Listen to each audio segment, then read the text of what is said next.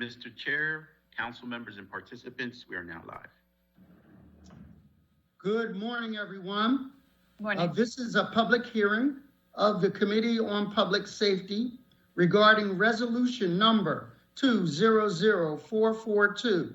And before we start the hearing, I'd like to recognize Ms. Samantha Williams, who will read a required announcement. Thank you, Mr. Chairman. I understand that state law currently requires that the following announcement be made at the beginning of every remote public hearing as follows. Due to the current public health emergency, City Council committees are currently meeting remotely. We're using Microsoft Teams to make these remote hearings possible. Instructions for how the public may view and offer public testimony at public hearings of council committees are included in the public hearing notices that are published in the Daily News, the Inquirer, and the Legal Intelligencer prior to hearings, and can also be found on phlcouncil.com. Everyone who has been invited to the meeting to testify should be aware that this public hearing is being recorded. Because the hearing is public, participants and viewers have no reasonable expectation of privacy. By continuing to be in the meeting, you are consenting to being recorded. Due to the volume of requests we have received, we ask that your testimony remain brief, around 3 minutes, to ensure that all members of the public who wish to testify are able to do so. Additionally, prior to Councilman Jones recognizing members for questions or comments they have for witnesses, I will note for the record at this time that we will use the chat feature available in Microsoft Teams to allow members to signify that they wish to be recognized. In order to comply with the Sunshine Act, the chat feature must only be used for this purpose. Thank you. Thank you, Ms. Williams, and you did that so eloquently. Can you now please call the roll, and will members say something briefly so that we can acknowledge your presence and that the camera will also recognize your image? Ms. Williams. Councilmember Johnson. Present. Good morning, everyone. Good morning, everyone. Justice for Breonna Taylor. Good morning. Good morning. Councilmember Thomas.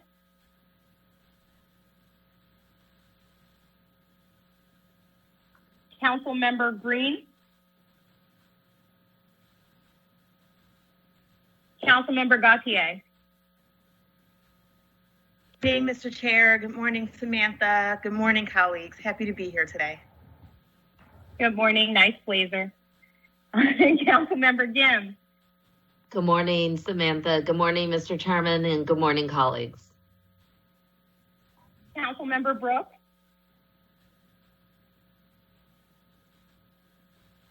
Chairman Jones.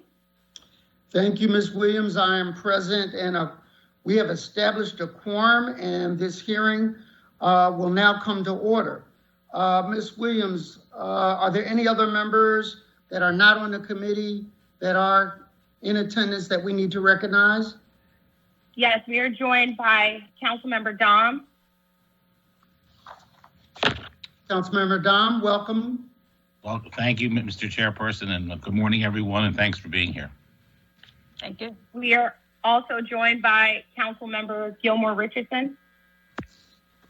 Good morning, Mr. Chair. Good morning, Samantha and colleagues. Thank you all so much for being here and for allowing me the opportunity to participate in this very important hearing. I just wanted to quickly note for the record that I worked on bill number 120275A around all-terrain vehicles as a legislative aid in City Council, and also work with some of our witnesses to schedule a tour around ATV facilities, potential facilities for our city. So I truly appreciate the opportunity, Mr. Chair, to join this hearing this morning. Thank you so much.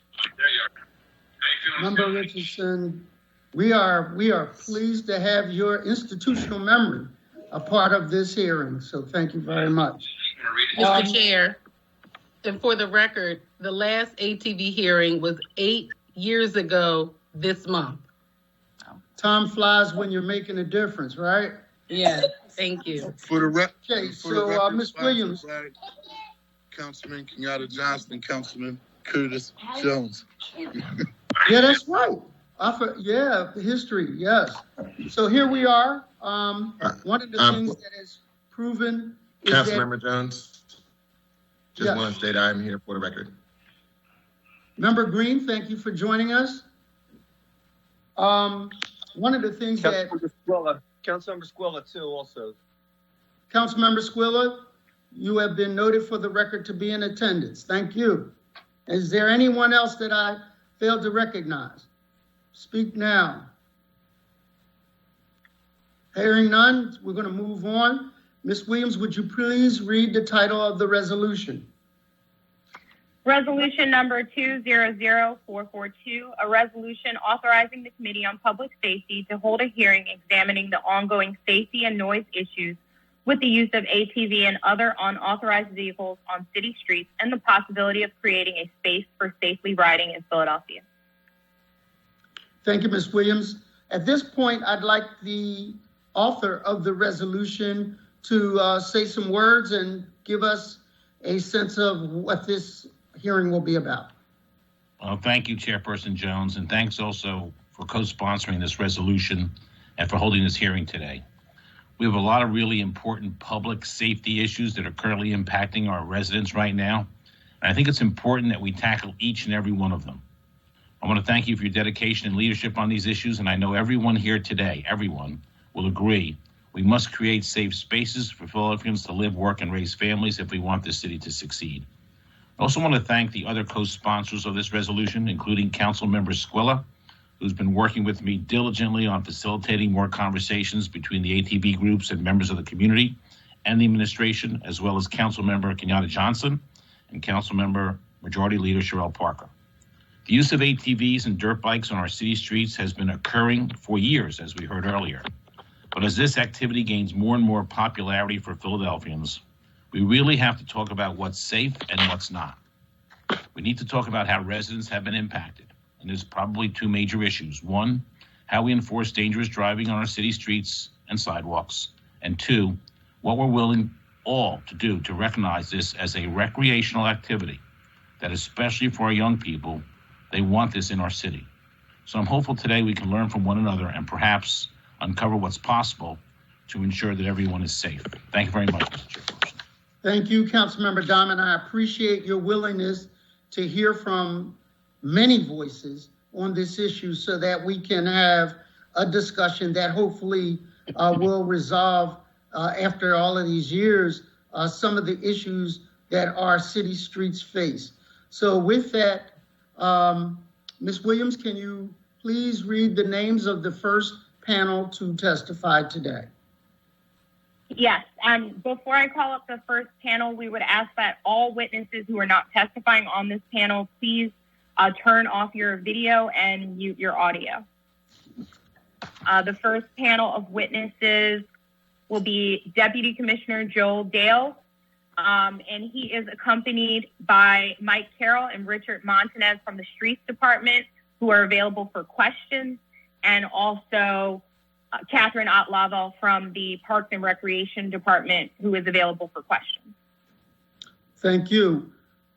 Are the two witnesses teed up, and can we hear them?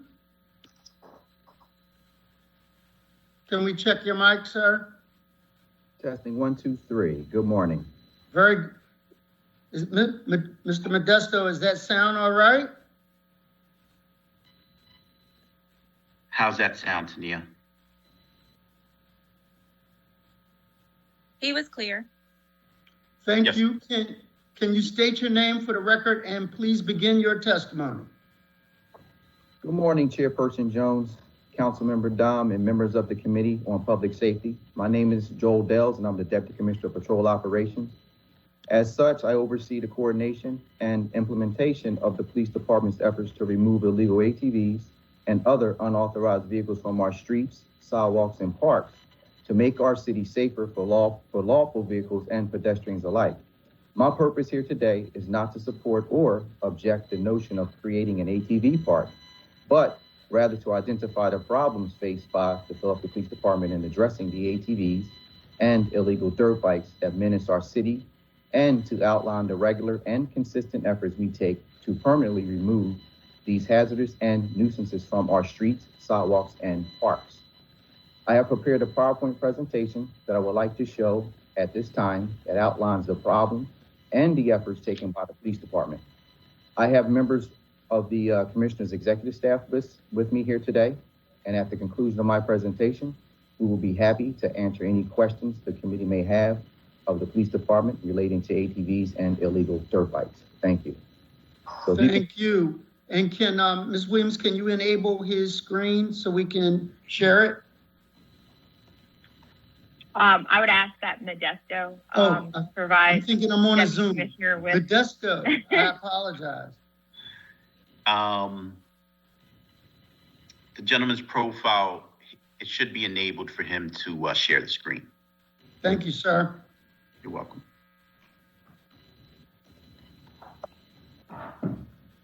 Right. Next slide, please. So just to let you know, during the past few months, the police department has been consistent with the implementation of the citywide ATV and dirt bike detail. As a result of our efforts to crack down on the ATVs and dirt bikes citywide, the officers assigned to the detail confiscated a total of 263 illegal dirt bikes and ATVs from May 15th to October 3rd, which a majority were dirt bikes. As you can see on the slide, we do post the results of the operations on our website, which is phillypolice.com. Next slide, please. The total overtime cost to run the ATV detail and dirt bike detail from May 15th to October 3rd was $149,150.91. So as you can see, it's quite expensive. Next slide, please. Unfortunately, the police department, we cannot run the ATV and dirt bike detail on a daily basis, and here's why. The first reason is due to the 2021 budget cuts. The department's budget for 2021 was reduced by $33 million. And after looking at the prior slide, you can see how costly it is to run the detail.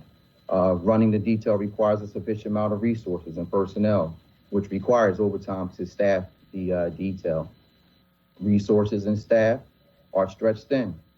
Our department has to focus on fighting crime and reducing gun violence, but we have to deploy our officers in our problematic zones.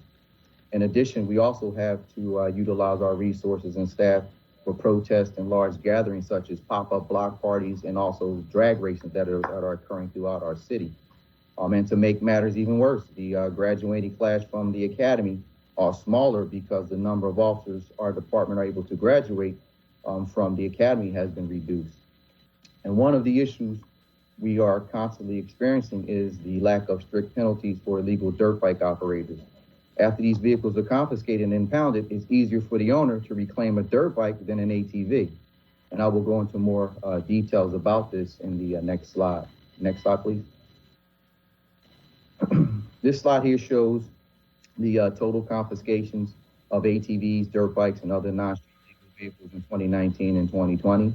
If you look to the far right of the slide shows a decrease in ATV confiscations in 2020 in comparison to 2019. It also shows an increase in dirt bike confiscations in 2020 versus 2019, which means that there's a strong possibility that there are more dirt bikes on the street than ATVs.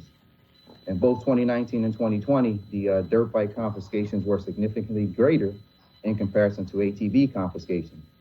If you look at the smaller graph that says 54 and 59, 54 in 2019 and 59 in 2020, those are miscellaneous vehicles or other non-street legal vehicles such as mini bikes and go-karts. If you add up the total ATV and dirt bike confiscations for 2020, you'll get a total of 370 confiscations for the year. The ATV detail was responsible for confiscating 263 vehicles. The remaining 107 were done by the officers who were on routine patrol, which goes to show you that we're still confiscating vehicles, illegal vehicles, outside of the ATV detail. If you look to the far right of the chart shows that more dirt bikes were returned to the owner than the ATVs in 2019 and also in 2020. And I will explain why when we get to the next slide. The next slide, please. Next slide. This bill here, this is bill number 20725-A. This bill was passed by City Council on October 25th of 2012 and was signed by the mayor on November 13th of 2012. On November 13th of 2012, amendments were made to the Philadelphia Traffic Code prohibiting the operation, parking, stopping, standing, placing, or maintaining any all-terrain vehicles on any public sidewalk or any public property, including all parks and recreation centers. So this bill actually gives the Philadelphia Police Department the authority to impound the ATVs, and it gives us the authority to issue a $2,000 ticket to the operator who is in violation of the city code. I believe that code number is, I think it's 12.1133, I believe. Next slide, please. So this is the impoundment process for an ATV. Once the ATV is confiscated by the police, the operators issued a parking violation ticket, which is $2,000. Now, the difference is this ticket does not go to parking authority. It goes to the Office of Administrative Review, who actually sets up a hearing if the owner requests to have their vehicle, if they request to reclaim their vehicle, they must go to the Office of Administrative Review to do so. The confiscating officer will prepare a 7548A, which is our vehicle / pedestrian report. The also will prepare a proper receipt and give a copy to the operator. An all-terrain vehicle seizure notice will also be prepared by the officer. Now, the seizure notice, what that basically is, it pretty much explains that the ATV will be under the authority of the Office of Administrative Review. It also explains that only the Office of Administrative Review has the authority to release the vehicle. If the owner is seeking to reclaim the ATV, the notice explains how to schedule a hearing with OAR, and also the confiscated officer information will be on that notice as well. The officer will prepare a towing report and will also give a copy of the towing report to the operator. Now, once this is completed, the vehicle is towed to our impound lot. One or two things will occur for the future of the ATV. So if the owner wishes to reclaim their ATV, again, they must go through a hearing through the Office of Administrative Review. If the outcome allows the owner to claim their vehicle, the Office of Administrative Review will send the impound lot a release order. Now, once the release order is received, the owners still must produce a title for the vehicle, registration, not just an ordinary registration. It has to be registered through the Department of Conservation and Natural Resources. Also, they must produce identification such as a driver's license or an ID, a Pennsylvania ID card, and also proof of insurance, and all fines and fees must be paid, including that $2,000 ticket. Once that's accomplished, then that vehicle is returned to the owner. However, if the Office of Administrative Review says that vehicle can be destroyed, they will send a forfeiture order to the impound lot. Once the impound lot receives this order, that vehicle the ATV can be destroyed, but they cannot destroy it. They have to wait for 45 days before they can actually have that ATV destroyed. And that allows time for an appeal process if in the event that the owner wishes to appeal the outcome. Next slide, please. Now, the dirt bike impoundment procedures is a little different, and this is the challenge that we're facing with the dirt bikes. Next slide, please.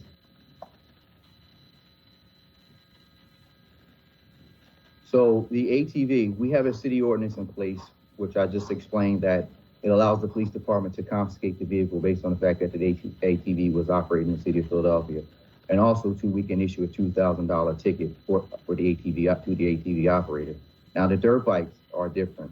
We have to follow, in order to confiscate a dirt bike, we must follow the livestock rules, which falls under the Pennsylvania Vehicle Code, which is 6309.2, which any vehicle may be impounded if it is determined during the lawful investigation that the operator, number one, the vehicle is not registered.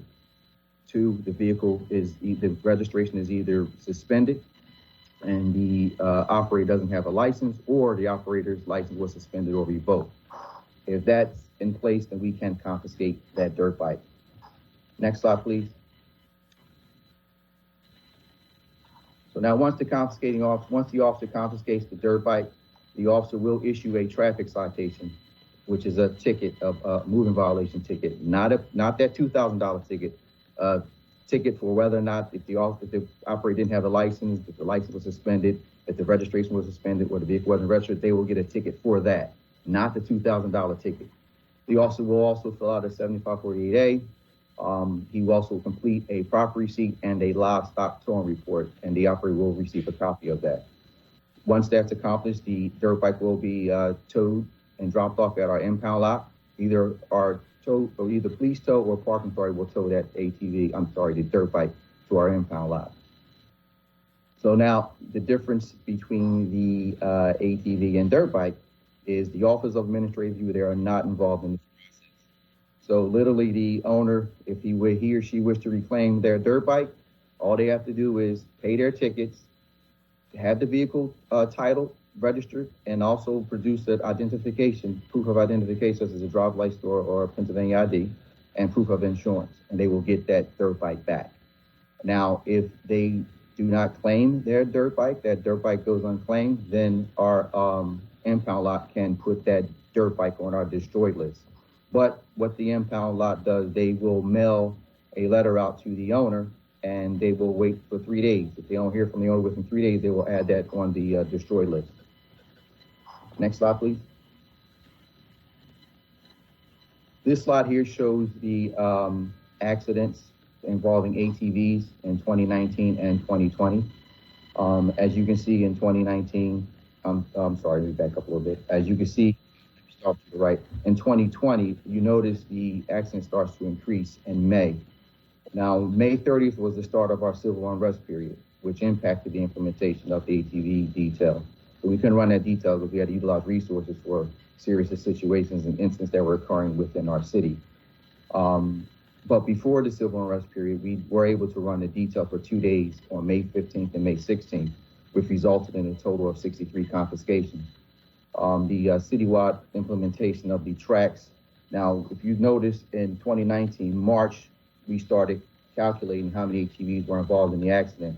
But in 2020, we started from January. The reason being, we have a new system called the track system where it actually specifies that it was an ATV, not a motorcycle or a vehicle. They were counting ATVs and mixing that in with either a motorcycle or a vehicle accident. So now we have accurate records or tracking for the ATVs.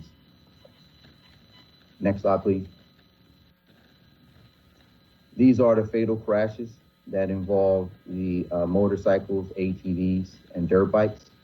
I was kind of surprised with the outcome. I thought we would see more fatal crashes involving ATVs and dirt bike operators, but actually it's the total opposite. Motorcycle operators who are licensed, vehicles are actually legal, street legal. They were involved in more accidents than ATV and dirt bike operators.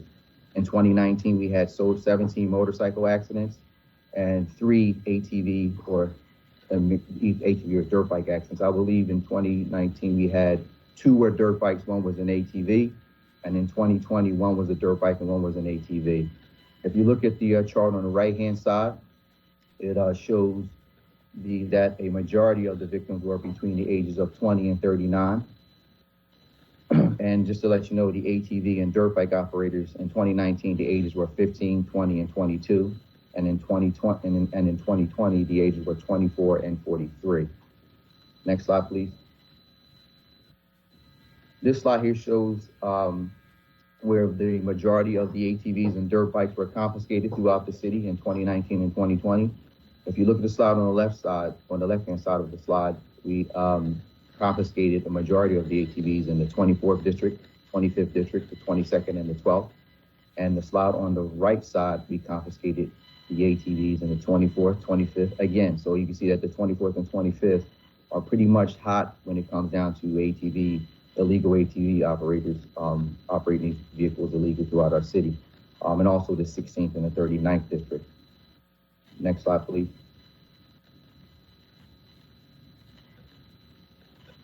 So my recommendation to the committee is to update the current city traffic code by adding the non-street legal vehicles to the ordinance. I believe that this will help keep the illegal dirt bikes and other non-street legal vehicles off the streets by making it harder for the owner to reclaim their vehicles. Next slide. So we're open for questions if you have any questions. Thank you so much for your testimony. Before I turn it over to the sponsor of this bill and other members of the committee, I have a few brief questions. Number one, for the listening audience and members of the committee, define street legal versus illegal. So street legal, meaning that the vehicle matches all the motor vehicle code requirements to operate that vehicle on the streets of Philadelphia. Now let's use the dirt bike, for example. Most of these dirt bikes are non-street legal, meaning they don't have the proper equipment such as headlight, tail light, turning signals, speedometer, the proper tires to be operated on the highways and streets. So that's the difference between legal and non-street legal. Non-street legal vehicles cannot be registered in Pennsylvania. So for ATVs, define legal and illegal. So ATVs, based on our ordinance, is illegal, period, to operate, stop, stand, or maintain ATVs in the city of Philadelphia, period. So ATVs are totally illegal in Philadelphia, thanks to that ordinance, which was a big help. But they can, if they have a legal trailer, they can trail that vehicle to a ATV trail or park where they allow ATV operators to operate their vehicles legally on their privately owned field or facility. Second question is, of the fatalities, were there any pedestrian fatalities? No, the stats that I gave you, they were operators, but I can get that information to see if pedestrians were involved, but I'll get back to you. But the stats that I received, they were the actual operators. That there was a fatal crash that involved the operator. Because from my recollection, in the last ATV hearing, it was precipitated because of a hit of a lady who actually lost her leg. Catherine Richardson can probably provide better details, but that's my recollection. In the pursuit and confiscation of these vehicles, are they due to vehicles being parked, or is there a active chase, and what are the rules of engagement by way of operation when they are actually on a vehicle? So I do not want to jeopardize our strategy, but I will tell you this: we are not allowed to pursue these vehicles. So we have a strategy in place, which is very effective. I stress, we do not pursue these vehicles. It's a combination of both. Some are actually parked on the sidewalk, and some are actually observed being operated by an operator. So I guess without revealing your apprehension strategy, if you see a group of people riding these vehicles, it is the policy of your unit and or the police force not to engage in a risky high-speed chase. That is correct. Now, if the person is armed with a weapon, or they were involved in a forcible felony, meaning they committed a crime with a weapon or a gun that can cause serious bodily injuries, then we can pursue that vehicle. But again, the officer as well as the supervisor who's monitoring that pursuit must definitely use good judgment. We don't want to risk the safety of the public or that operator. Thank you. Ms. Williams, we're going to recognize Councilmember Dom, and then any members that have signed up for questions in the chat. Would you please recognize them? Chair recognizes Councilmember Dom. Thank you, Chairmember Jones, and thank you, Deputy Commissioner Dales. It was an excellent testimony you provided, and excellent information. I also want to thank you for being so responsive to our community. I know that you're 24 hours you're available. We can text you and you get back with great information, and we all really appreciate that. So thank you very much.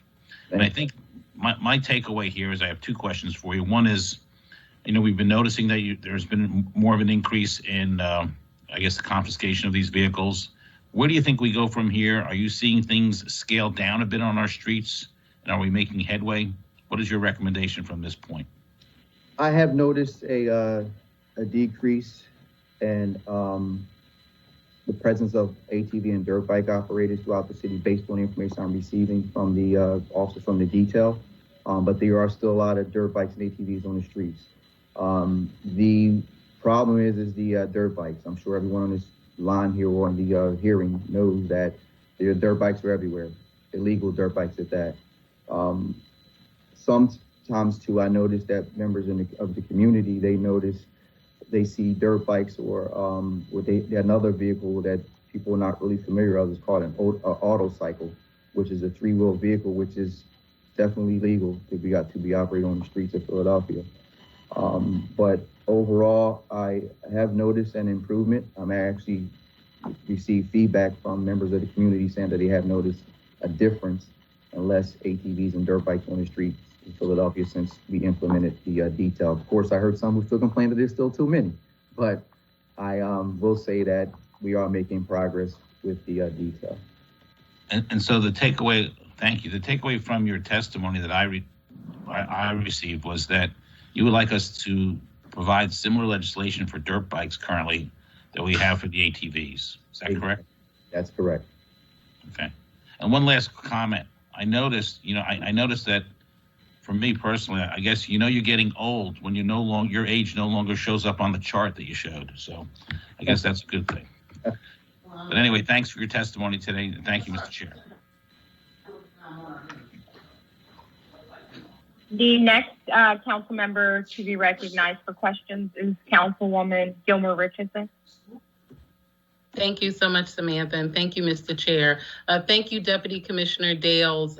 Truly appreciate all of your work and working with you over the years. Two of my questions were already asked by the chair of the committee, just to notate the difference in the street legal vehicles versus legal so that we can have on the record what vehicles would technically be added if City Council takes up the recommendation you offered in your testimony.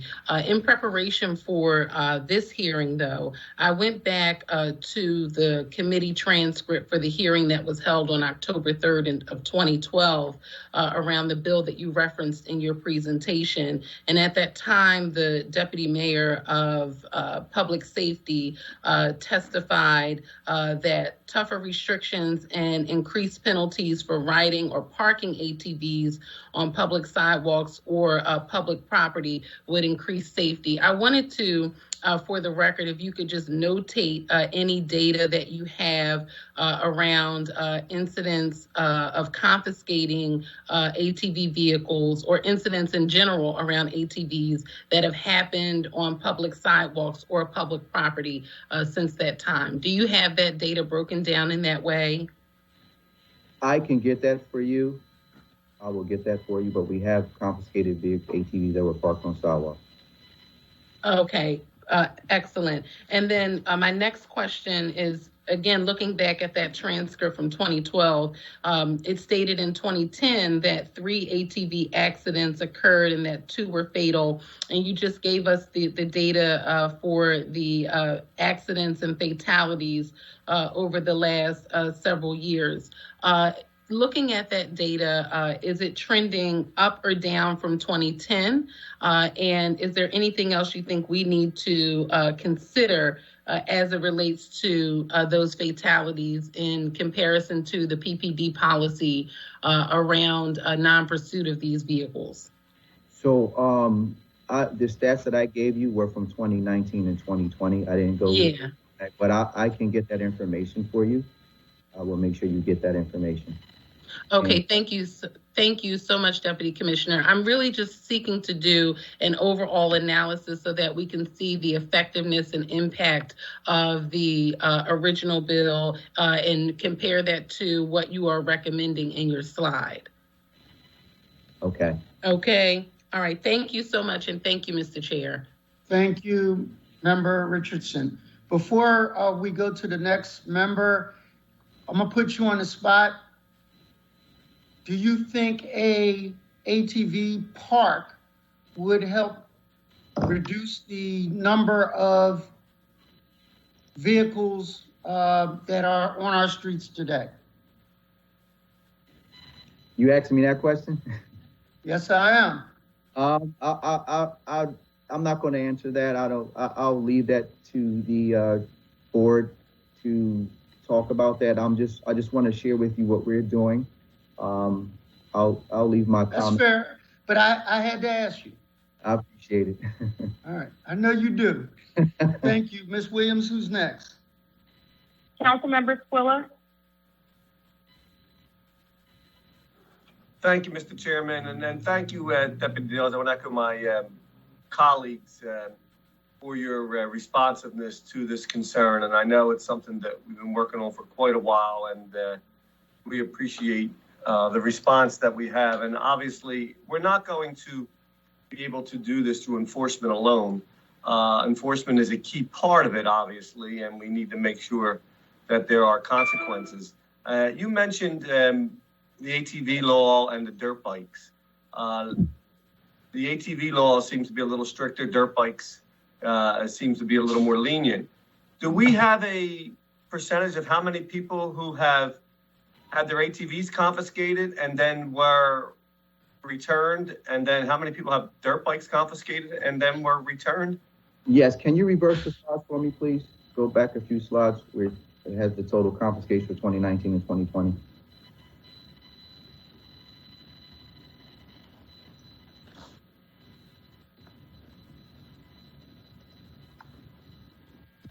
There you go. Keep go.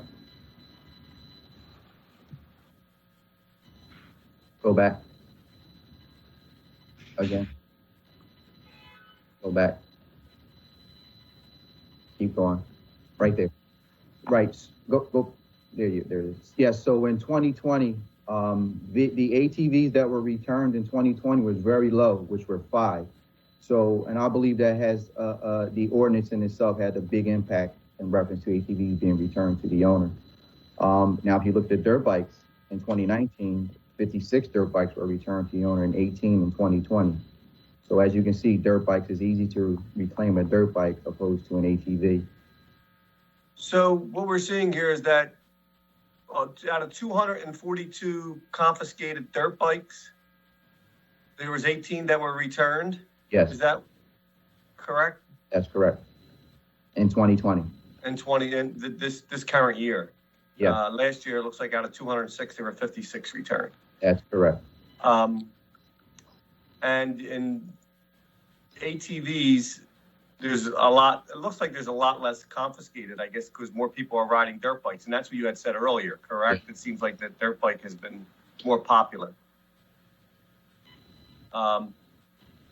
And Councilmember Jones had mentioned this as far as confiscation. I know we do not chase or follow these vehicles, but I understand the cost associated with these details. And I do want to say that the residents throughout the district, and I represent East along with South and Center City, do appreciate what they see, and they do see that there is activity and confiscation going on. And I think what the message also sends is to the users is that, you know what, they are taking this, they are looking at the law, and they are going to possibly take our vehicles. So we need to make sure either they're legal or we don't ride them on the streets.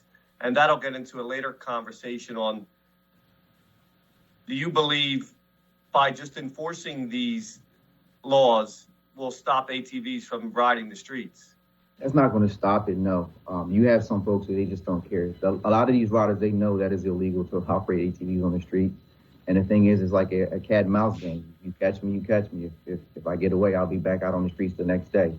So enforcement alone is not the answer. I see that. But it has a big impact on how many ATVs are on the streets today. I will say that, because you see less ATVs are returned to the owners.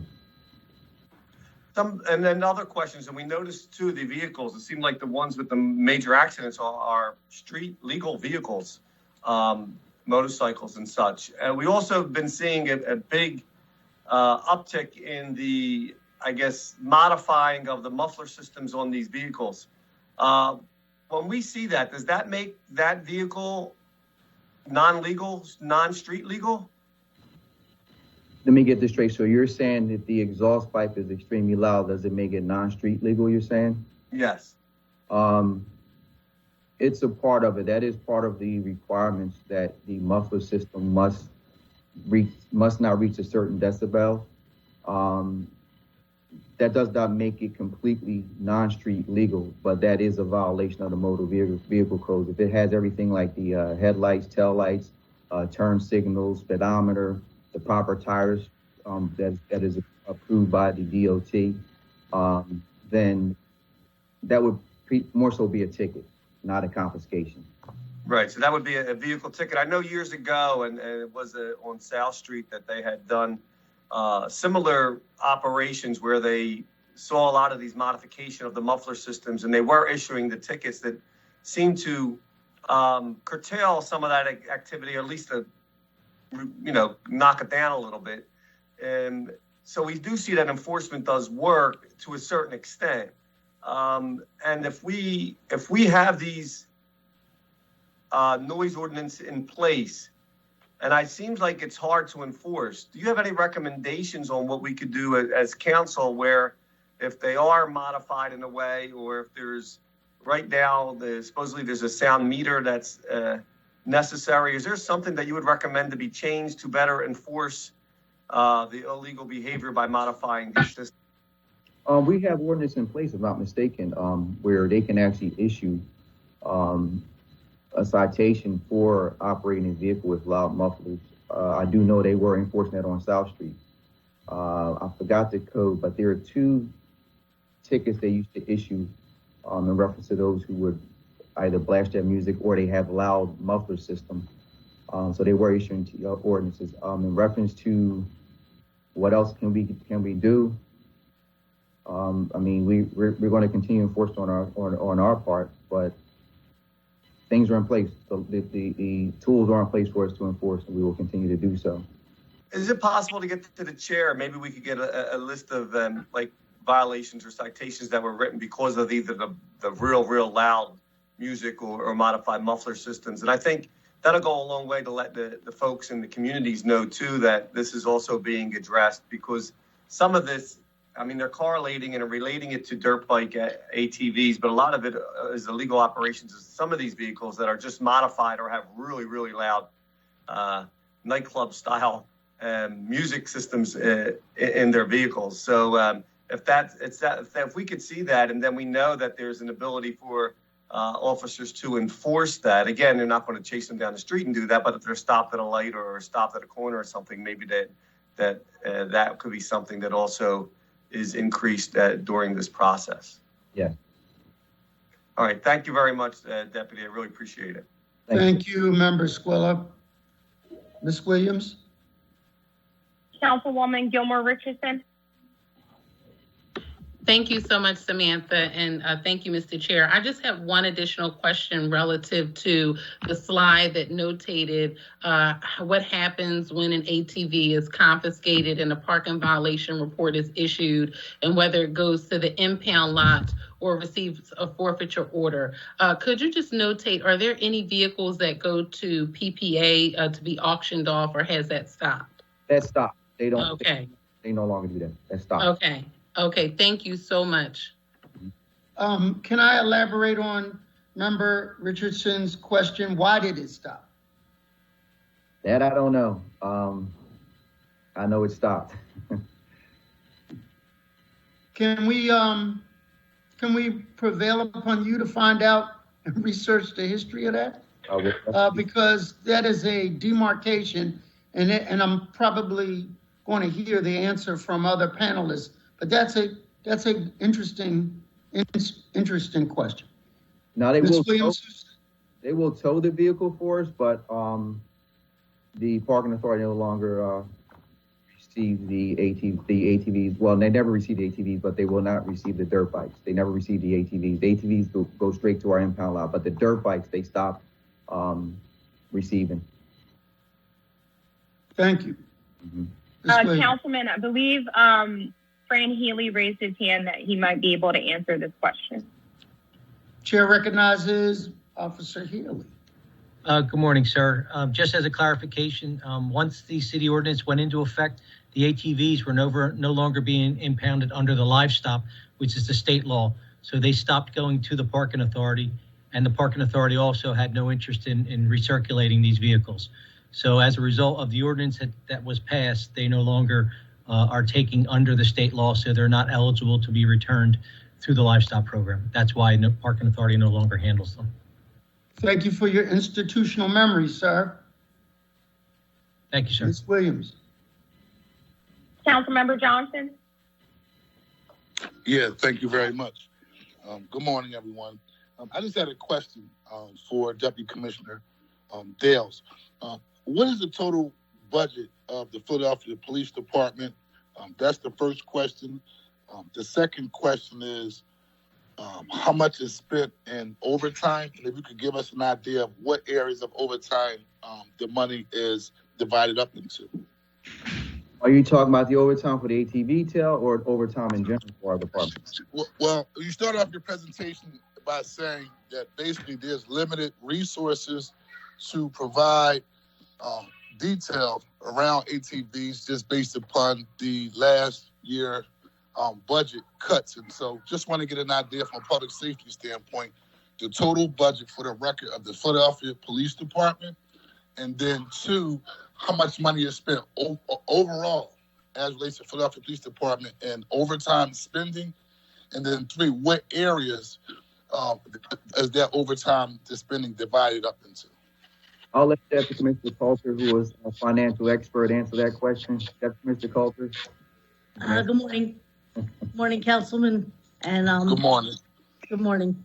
Just to provide our overtime for the police department is an entire budget. And as the year goes on, we use it in the areas that some are planned and some are unplanned. Like some goes to court, some goes to crime plan, some goes to investigative. And in the end, our class 100 numbers have to match up. So we have to not overspend what comes in class 100. So every time the Deputy Dales needs to run that detail, we find a way to make that happen, but that money could come from another source that we'll need later. So our entire overtime budget is mixed with our class 100. The entire police budget is over 700 million. So overtime is part of it. In that is also the salary and benefits. So the allocation just means that we know monthly if we're going to be spending $3 million in overtime or $2 million in overtime or $1 million in overtime. Whatever we have to spend gets divided amongst all those competing resources. Now, we've been fortunate this year in one regard that court has not come back full speed yet. So what we normally spend in court overtime has not matched what we've spent over the last 10 years in court overtime. Same with some special events, yet investigative overtime, the money that is allocated, like there's nothing in the police budget for protests. Yet when we look 4 years back from the presidential election, we spent over $5 million in protests then. That was an unplanned, unexpected course because there was a lot of election controversy. This year we have to be mindful that may be the same vote because we're now, less than a month from elections. So in the end, we prioritize based on our needs at that moment, but there's no specific funding source, no grant money, nothing to cover ATV initiatives, yet they're so important to our citizens that we have to look for ways to siphon it from some other activity that we spend overtime on. Thank you very much. Thank you, Member Johnson.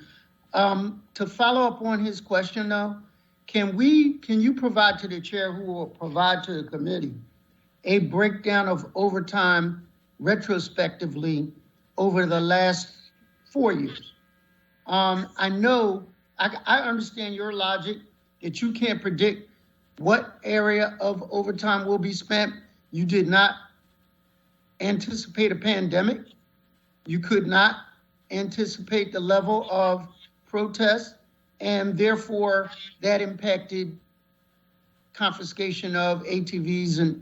But what you can do is give us retrospectively how patterns may develop. And court being down this year may be back next year, so we can kind of take a hard look at where those numbers are spent. I'd be happy to do that.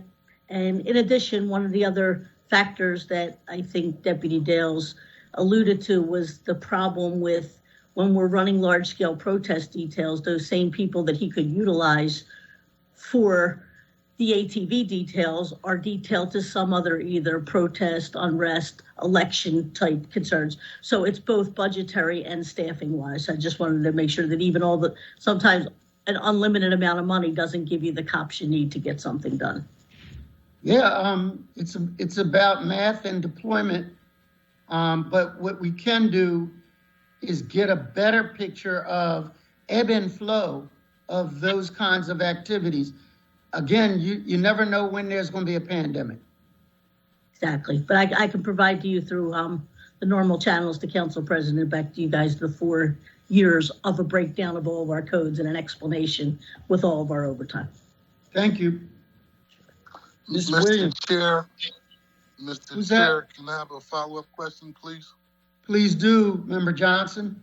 Yeah, this is for Deputy Commissioner Coulter. Just a follow-up question as well. And I'm asking these questions because obviously, we take public safety serious here in the city of Philadelphia. We do know there were budgetary cuts. We also want to look at the issue of smart policing as we move forward in the 21st century. And so when you talk about staffing and police personnel, and I know it was mentioned that a incoming class was cut. Give us an idea of the amount of the budget that goes toward the number of incoming police officers in terms of new class members that will be new class members who are recruited to become Philadelphia police officers. Give us what those numbers look like. So a class of 50, this is the budget that will cover those individuals that will provide us the opportunity to put more officers on the street.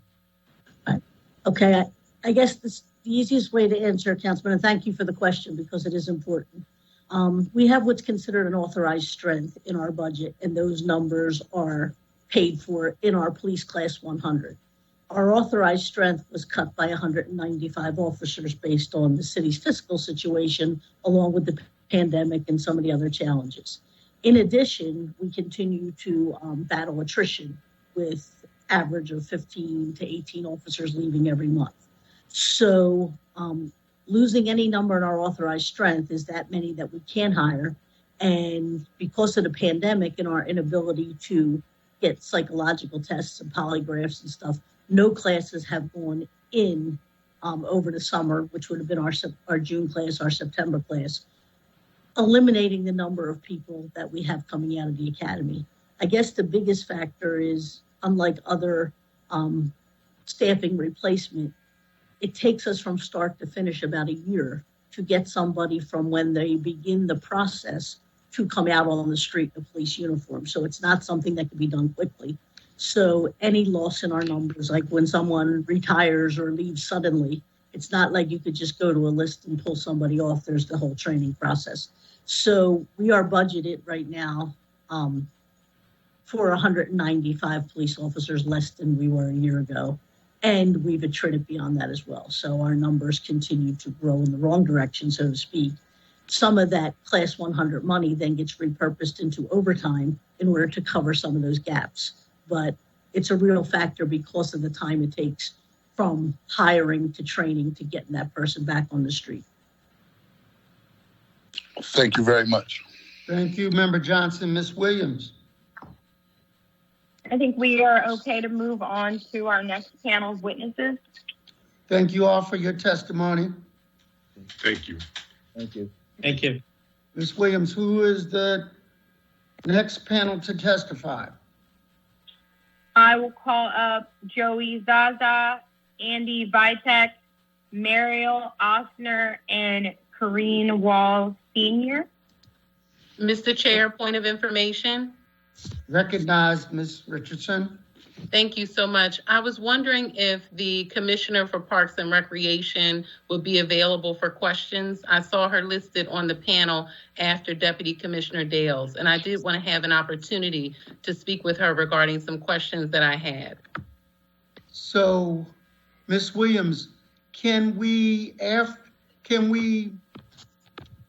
the other members to testify would not object, can we move Commissioner Level up?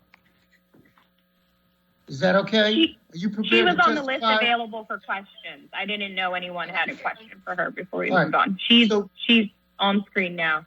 All right. Commissioner, can you state your name for the record and receive the questions from Member Richardson? Sure. My name is Catherine Outlevel. I'm the Commissioner of Philadelphia Parks and Recreation. Good morning. Welcome. Good morning. Member Richardson.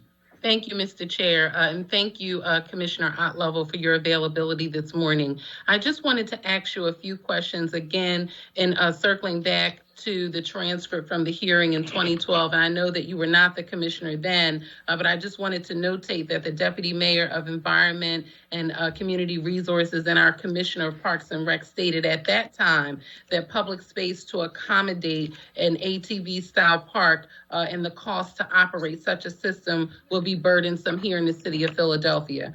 But I just wanted to note for the record, because I listened to the testimony from the police department and also worked on this bill 8 years ago, we have to understand in the city of Philadelphia that this is a culture. Bike life is a culture, right? And we know that we want to ensure public safety for our citizens. We understand that ATVs and these type of devices are noisy and are a nuisance. I know I hear them in my community as well. But I do think that we have not had a full conversation around figuring out how we can stand up an ATV park in the city of Philadelphia so that the riders have somewhere to go that is a legal place for them to go for this activity. And in completing additional research on this issue over the years since 2012, I've recognized that it is a bike life culture here that we have to deal with. So as the Deputy Commissioner stated, that enforcement alone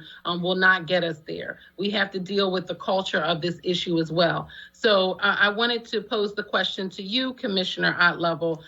What is the feasibility of us looking into establishing an ATV park or ATV style park here in the city of Philadelphia? And I say that in the context of when we had issues down at City Hall and in our quadplex with the young people riding their skateboards. It took 8 years, but we figured it out. We figured out how to establish a skateboard park in the city of Philadelphia. What can we do for our young people who are interested in partaking in this activity so that we can try to encourage them to get off of our streets and out of our small, side streets in our communities and put them in an ATV park? Thank you for your indulgence, and that's my question to you. Thank you, Member. Commissioner? Sure. Thank you, Council Member. There's some parts of your question that I can answer, Council Member, and some that I just can't answer. I will say that I do, in hearing what how the former Deputy Mayor and Commissioner responded to this question in 2012, I would say that our position remains unchanged. From that point, that I do believe that it would be burdensome to our department to operate and maintain a public ATV park.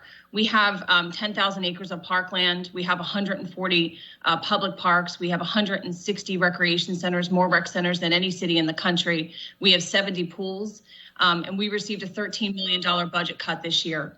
And we are going to do our best to manage and maintain that incredibly vast system with the resources that we have, but it is an incredible challenge. And I never want to underestimate the challenge of maintaining our resources, with the funding that we have as a city and with the difficult decisions we need to make around that funding as a city. So to think about adding a park like this and maintaining a park like this, I think would be incredibly burdensome on the department. I also feel, personally, I'm fearful about, questions I have about how individuals would get to and from that park. My assumption is they would ride their ATVs to the park wherever it is located, and that would increase the traffic of ATVs in the streets and in the parks. I do feel I'm not convinced based on what I've heard today that it would limit the amount of ATV traffic and recreation that we have happening in our existing parks, which is a huge public safety issue. I remember 10 years ago when I was working in Hunting Park, a 5-year-old girl was killed by an ATV that was in the park that day. Hunting Park has a prolific problem with ATVs in that park. And she was killed when her mother was taking her to the playground, the brand new playground in Hunting Park. So I'm fearful that instead of while I think the intent of offering individuals a safe place to use these vehicles is a good one, I'm not sure that a dedicated ATV park will solve the issue of the illicit ATV activity that happens that puts individuals and children in danger. And lastly, I would say that with the limited resources that we have, our number one priority has been to make sure that we support young people, especially young children. As a mom, this is critically important to me. It's painful to go to parks and playgrounds throughout our system in some of our most, challenged neighborhoods, and not to see them equal what we see in other neighborhoods, especially in the suburbs. And I know the Rebuild Initiative is working really hard to change that. But until we've checked that box on children, until we've checked that box on little people and the places they have to play, I'm not sure that our resources should be allocated to the adults. I feel the same way about dog parks, quite frankly, that, when people bring up wanting to allocate resources to dog parks, I understand that that's a culture, that exists and that people care very deeply about their dogs and want them to have a safe place to run and play. But I just believe that our resources need to be allocated to children first, with very limited resources that we have for a city. Mr. Chair, thank you quickly for your indulgence. I just wanted to say for the record that after the hearing on bill number 120725A, the councilwoman at that time, Blondell Reynolds Brown, committed to arranging a tour of the Egg Harbor Township Police Athletic League Ready to Ride facility, which we did invite all members of council to that tour. Their facility in total has about 8 miles of ride area, 8 miles of trail, but the way the trail is configured, it's not a lot of space. So I do want to say for the record that I think we need to investigate the possibility of bringing a legal ATV park to the city of Philadelphia. That is something that I am very much interested in. We still have the photos from the tour that happened after the bill was passed, and I do think we need to look into that as an option so that we can provide an alternative so that we don't continue to criminalize this activity for young people who enjoy working with and riding these ATVs. So I will be committed to that. I wanted to put that on the record. Again, enforcement, we do have to do that, right? But we also have to figure out how we help our young people participate in this activity legally. Thank you, Mr. Chair. Thank you, Member Richardson. I'm reminded of a James Baldwin quote, that everything that is faced often can't be changed, but nothing can be changed until it is faced. We did this hearing in 2012, and we kind of kicked the can down the road, and nothing changed. I think we have to look at the fact that left unto its own devices, it won't change.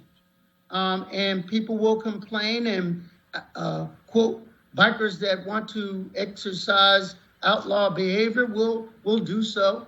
But if we confront it, there are solutions that we can come up with. And I don't always mean our public parks. I have in my district in Hunting Park a giant monument to the old industrial complex of the Bud site. It has indoor, outdoor kinds of connotations for bike rides. I think there are places around the city, whether we're talking about the Logan area, or whether we're talking about the Armory in the Frankfurt area, that can be looked at and that we come up with public-private partnerships that do a couple of things. And I'm not trying to get ahead of our hearing here, but that we can look at a work group that says, here's 3 possible locations. Here's what it would take to convert them safely and make sure that a covenant of safe transportation to and from would happen. And that if we did it, I believe there's a private sector interest in doing it. And there is a public sector support that could reduce our cost of apprehension. But none of this will happen until we kind of say, we need to do something different than we have done. And having said that, Ms. Williams, who's next? We had some additional requests for questions, first from Councilmember Dom. Member Dom. Thank you, Sam, and thank you, Chairman Jones. And I stand with you, Chair Jones, and Councilmember Gilmore Richardson on this issue. We're going to have some people testify today, I believe, on how we can commute the ATVs and bikes to safe locations. So I'll look forward to their testimony. I don't think it's insurmountable. And I think that we have to also look at, we own 5 or 6 golf courses. I guess we support adults with golf courses. And as you mentioned, Chairman Jones, the public-private partnership might be the option here. I think it's worked for Paynes Park, and First Tee relationship has with our golf courses long-term leases. And maybe this is a way to accomplish this goal of an ATV park. I guess, Commissioner Lavelle, I had a question for you. When this study was done, do you have any idea what you thought at that time, the amount of acreage that would be required to accomplish this? Unfortunately, Councilmember, I was not a part of that study when that was done. I think that was done in 2012. I didn't start here until 2016. I do want to say for the record that I really appreciate Councilmember Jones's suggestion of a public-private partnership. I think that's a brilliant idea, and I do think that it doesn't need to be a public park, so that perhaps that should be considered. Thank you. Okay. All right. Well, thank you very much. Thank you, Chairman Jones. Thank you, Member Tom. Ms. Williams, who's next? Councilmember Gautier. Good morning. Thank you, Mr. Chair. Good morning, Commissioner. Thank you for your great and creative leadership of the department over the time that you've been there. I guess at this point we might be beating a dead horse, but I wanted to offer further support for my colleagues' position on the suggestion of creating an ATV park. I think, not only do we have to avoid as a city further criminalizing everything that young Black men do, I think we also have to make sure that we're being equitable, right, with our park system and with everything else. And, we have many uses in the park that accommodate other populations. Councilmember Dom mentioned golf courses. We have a skate park. We've done a lot to help the rowing community raise money, and we've accommodated them through our park system. We have to do the same thing for young Black men. There's already so few things that are available to them in the city. And as we're talking about, violence, this has to be a key part of the conversation. So I just wanted to be on record saying that this is something we should strongly consider. We figured out how to get other things done. We can figure out how to get this done. Thank you, Member Gautier. Who do we have next? I have a comment, Mr. Chair. Chair recognizes Councilmember Johnson. Thank you, sir. I couldn't get into the chat feature, but I just want to echo the sentiments of my colleagues. And I remember during the skateboard issue, but even as a young man, when skateboarding in Center City became a detrimental problem, it resolved around private property owners' property. And the skateboarders were totally damaging properties all throughout Center City. And that small group of skateboarder parents began to organize when the police officers began. Are you there, Member Johnson? Member Johnson? Ms. Williams, who else do we have? Councilman Squilla. Councilman Squilla. We'll Thank come you. back to you, Member Johnson, once you work out your technical difficulties. Member Squilla. Thank you, Mr. Chairman, and I'll relinquish as soon as the Councilmember Johnson comes back. But I think as a city, we need to look at all aspects of this, and maybe the partnership is that we have property somewhere that we could use, and that partnership is having the property and then be able to lease the property to individuals to manage and run this. They can indemnify the city. I think sometimes we look how hard not to do stuff that we get in the way of ourselves. I think we need to look outside the box and maybe look and see what opportunities that are presented to us today at the hearing.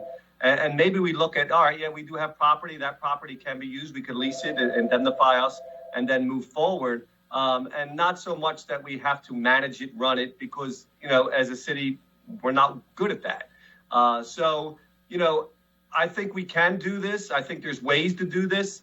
And I think we need to look outside the box. I know previous hearings will always say that let's not tell us how we can't do things. Let's find a way to do things. And I think that's what this hearing is here today to do. And working with all our colleagues, all our departments, we could come up with a way to do that. So hopefully we'll hear from some of the people who are out there and understand the bike life and how it is progressing and where it's going in the future. And then we could, it would be a partnership more or less, because if it is our property, we would then be able to lease it. But if it's not, they could lease it off other private individuals who have it, and then, make sure that they follow the proper protocols, whether it's hiring additional police or an ambulance at the site during events, stuff like that. And we could work with them to do that and do it right. So it's not a yes or no, or we can or we can't. And let's hear this out. Let's look at options and let's come up with creative ideas. And I want everybody just to keep an open mind as we process through the hearing. So thank you. Thank you, Member Squilla. That's wise words. Who do we have next? Is Councilmember Johnson back? Jones. Yes, you're back. Member Johnson. Member Johnson? Yes, I apologize. Somehow I dropped a signal. But nevertheless, I just wanted to say I echo the sentiments of my colleagues. In any way I could be supportive of these efforts. If there's a working group that's put together, I wouldn't mind participating. And again, we need not criminalize our young people. My grandmother always told me that idle mind is the devil's workshop. And the more young people that have nothing to do, the more they're going to get involved in acts of gun violence and other types of mischief. And so I believe that where there's a will, there's a way. We can try to figure it out in a safe and productive manner, all in the effort of public safety, but most importantly, supporting our young people. Thank you very much, Council. Mr. Chair. Member Johnson, Grandma wasn't wrong. Ms. Williams. Before we move on to the next panel, do the council members have any questions for the representatives from the streets department that are present before we move on?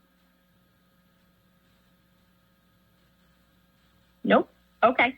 Seeing none. And we'll move on to the second panel. I will call up Joey Zaza, Andy Vitek, Mariel Osner, and Kareem Wall Sr. Again, I would just ask that you please keep your comments and remarks brief. We do have 15 other individuals who need to testify after your testimony is complete, and a hard stop at 12:30. Thank you. Who's first? Mr. Zaza? Yes, sir. Good morning, Mr. Chair. Good morning. Good morning. Council members of the City Council. My name is Joey Zaza, Joe Thompson. I'm president of the ATV Coalition. Standing members, we have about 10,000 members in our network right now throughout the tri-state. What's been taking place in the beginning of this meeting, I heard some things that was kind of upsetting to me, but then as things, the process started to move forward, I hear everybody on the same accord. So it is known that we need a place to ride. I brung this to City Council October 3rd, 2012. And at that time, the next bill came out was Bill 120725A, from Ms. Blondell, Councilwoman Blondell. And at that moment, things went kind of south. I was hearing some of the testimony from Commissioner Dale.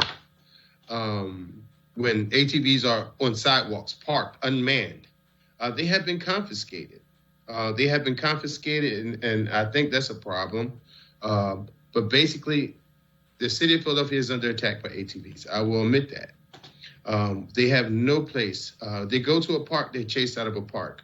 I saw slides today stating that the manpower must be in place to try to keep this under control. Helicopters, fuel, they on ATVs themselves. It's a cat and mouse game, which is very dangerous. How I see it's done is that it's more of a, I got you. Like if the guys pull over at a gas station, they kind of converge on them. And then at that very moment, they disperse out of a park place. And then they just scatter right into the streets. I've seen people get hit like that. It turns into a panic situation. And then you got a helicopter chasing these kids on ATVs. That's money wasted from the city of Philadelphia. That's money being wasted. You're using a helicopter to chase children on ATVs. Now they're riding extra reckless through the city of Philadelphia because now they're being chased, not by a car, but by a helicopter. That's a no-win situation. Third thing, we have locations that we brung up before, which was Delaware Avenue and Port Richmond Street. That was one of the locations that we spoke about. Wyoming Avenue and Roosevelt Boulevard, Fairmount Park, 1017 Northeast Avenue, Whitaker Park, and also Enterprise Avenue in Fort Mifflin Road in Philadelphia, PA. These are the locations in 9th Street on the boulevard, which was the best location, because you have to figure that we're managing dirt. That's what we're doing. We're managing dirt. We're using the facility to facilitate off-road vehicles. Doing this off-road vehicles, it's important that we practice safety. Safety is always the most important thing first. How kids ride on the street today, it's not safe. It's not safe, but you have to understand, by us creating this park, will it take kids off the street? No. I'm being very honest. It will not. Will it reduce the numbers? Yes. Will it create a more of an activity space for tourism and things like that that come within the city of Philadelphia? Absolutely. It's an $86 million industry. ATV sales are up 100% right now within the city of Philadelphia. So you think about that. ATVs are up 100% with no facility to ride. So where are they riding them? In the streets. It's very important that we figure out a way to understand the movement and understand what our children are doing. Just like Ms. Gilmore said, Councilwoman Gilmore said, we created a park for skateboarders. We play golf. We have golf parks. We have basketball parks, swimming pool parks. We need to create an ATV space for these people to enjoy their ATVs without being confiscated or chased throughout the streets of Philadelphia. I brought Crossroad Power Sports in conjunction with Yamaha to testify at City Council, and we put together a ride ourselves that sprung into Councilwoman Blondell's office.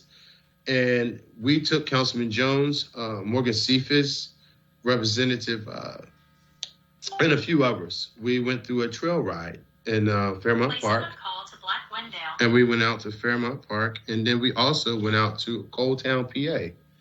And it was the most exciting thing I ever seen on Councilman Jones' face, the experience that he had ATV riding. Then you have a chance to identify with the passion that goes along with it.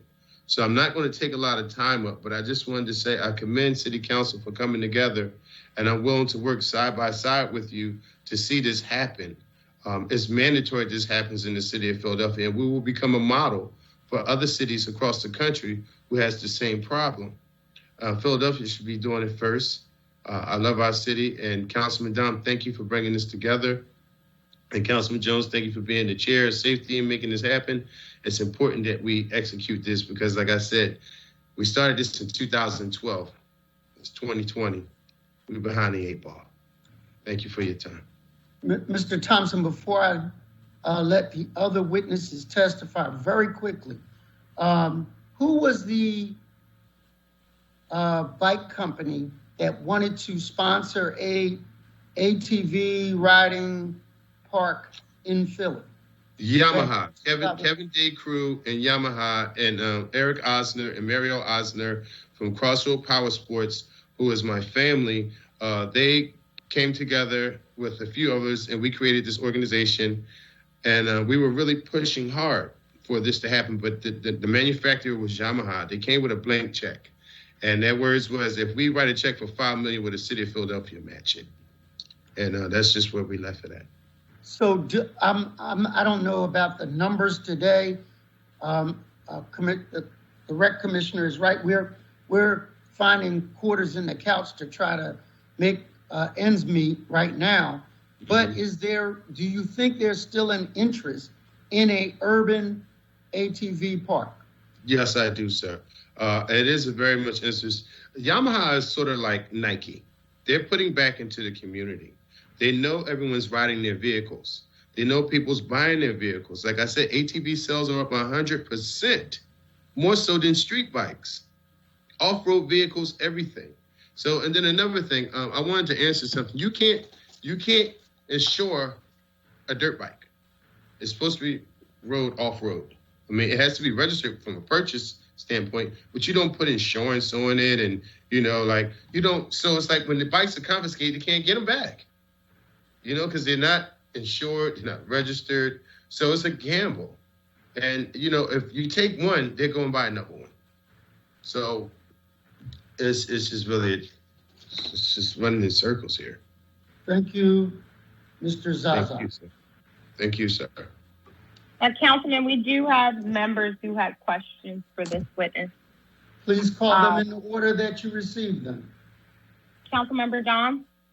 Thank you, Sam. Thank you, Chair Jones. Mr. Zazzolino, thank you for your testimony. Thank you. Thank you, sir. And I just want to put on the record, and to all my colleagues, I'd like to start an informal council committee to continue to work on this ATV issue. Yes. And I really appreciate your support here. And maybe you'd like to be part of this work group, Mr. Zazzolino, because I think you have really good information. I accept the invitation, so I would love to be a part of the group. Okay, great. Let me just ask a few quick questions. Yes. You said Yamaha was willing to write a check for $5 million. Yes. Have you been in touch with them recently? No, I have not. We are still in contact, but I haven't personally been in contact with them recently. My contact person was Mr. Eric Osner. He's the owner of Crossroad Power Sports, and he's a former ATV motocross racer. And so this is his lifestyle. So with his lifestyle, I used his network to get in contact with Yamaha, and they pulled everything together for me on their end. Actually, I believe his daughter is on with us today. Okay, great. And so I'll just offer volunteer my time if it's of help. If you want to get a conversation with Yamaha, I'll be happy to be on that call. Maybe we can convince them not to require us to match the money, but to put up the money, because I think it's a great thing for us to have an ATV park here. So I'll be happy to help raise the money for this, a public-private partnership. And I think we can do it. So thank you for your testimony. Thank you, Member Dom. Councilman Dom, just for instance, just to let you know, in the state of Minnesota, their manufacturing activities was at $30 million. Their ATV-related sales was $8.6 million, which generated $86 million in state and local taxes. And that was from Minnesota. So imagine what we can do here in the city of Philadelphia. I agree. I also agree with your comment that we should have the best one in the country, because it could become an attraction where we can actually generate revenue from. Yes, we have our motocross events here, like Supercross, our Winter Games, X Games. We would have facility to host those types of events. I will say this: I look forward to being one of the first people to get on an ATV on this new track.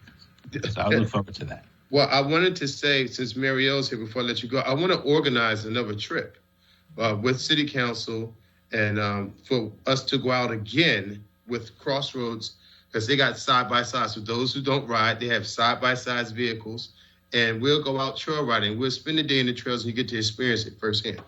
All right, thank you. Thank you very much. Thank you, Mr. Thank you, Member Dom. Samantha Williams, who do we have next? Councilmember Gilmore Richardson. Member Richardson. Thank you, Mr. Chair. I just wanted to echo the sentiments of my colleague, Councilmember Dom. Count me in for the committee and to do further work on this issue. I think it'll be vitally important as we move forward. But I also wanted to thank you, Joey, for your dedication to this issue, for working with us for a very long time on this matter, and for going with us to the tour that we facilitated in City Council back in, I think that was 2012 or 2013, where we rode ATVs in the Egg Harbor Township POW Park. So thank you for your dedication to this issue, and I look forward to working with you further. Thank you, Council Member. Thank you, Mr. Ride or Chair. die. Member Richardson, thank you so much. Ms. Williams. Mr. Vitek, you're next. Welcome, Mr. Vitek. State your name for the record and please begin your testimony. I think you're on mute, Mr. Vitek.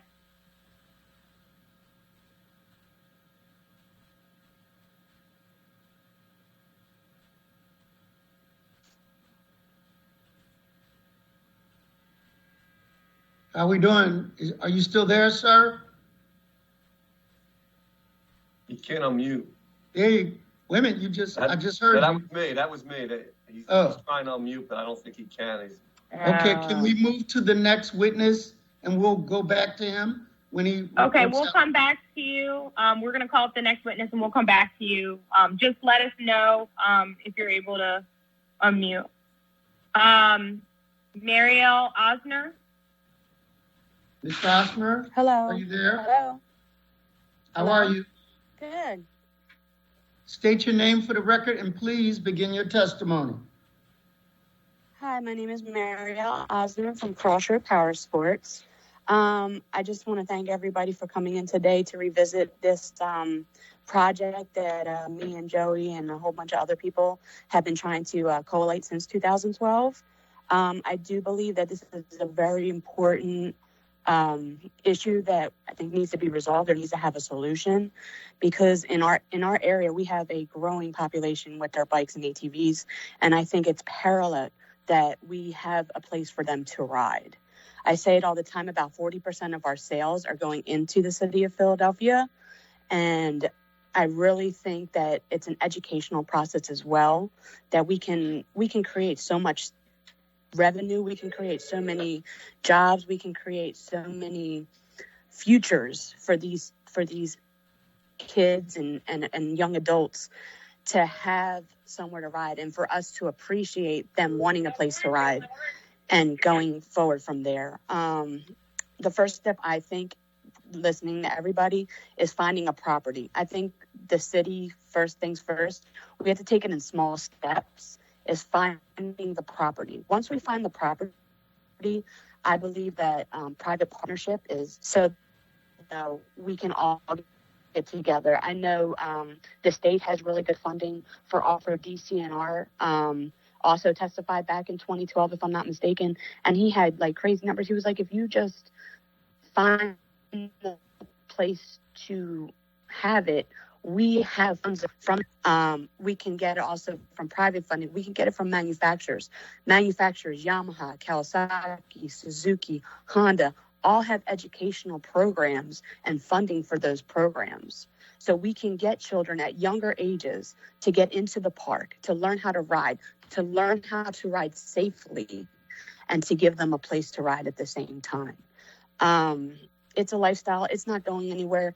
Confiscating and putting these rules in place, I know we have to do it because it's a matter of public safety, but yet we have no solution for it. We can't say, I'm going to take your bike because you didn't go to the park, or you have a place to ride. You're taking the bikes because they have no place to ride. And all it's doing is infuriating people within the bike community to just go out and do it. It's not stopping them. You guys been trying to confiscate ATVs and dirt bikes for years, and the numbers haven't gone down in sales. It's not affecting them to take these bikes away, because they are just going to get new bikes. So I'm just here today just to give our support. We're highly involved in the motorcycle community within Philadelphia, I do think it's paramount. Like I was telling Joey the other day, I was like, if a kid wants to play basketball and there's no basketball court, he's going to play basketball in the street. If a kid wants to play baseball and there's no baseball field, he's going to play it in a park. If the kids want to ride dirt bikes, they're going to ride it, and they're going to see everybody's riding them on the street, and they're going to ride in the street.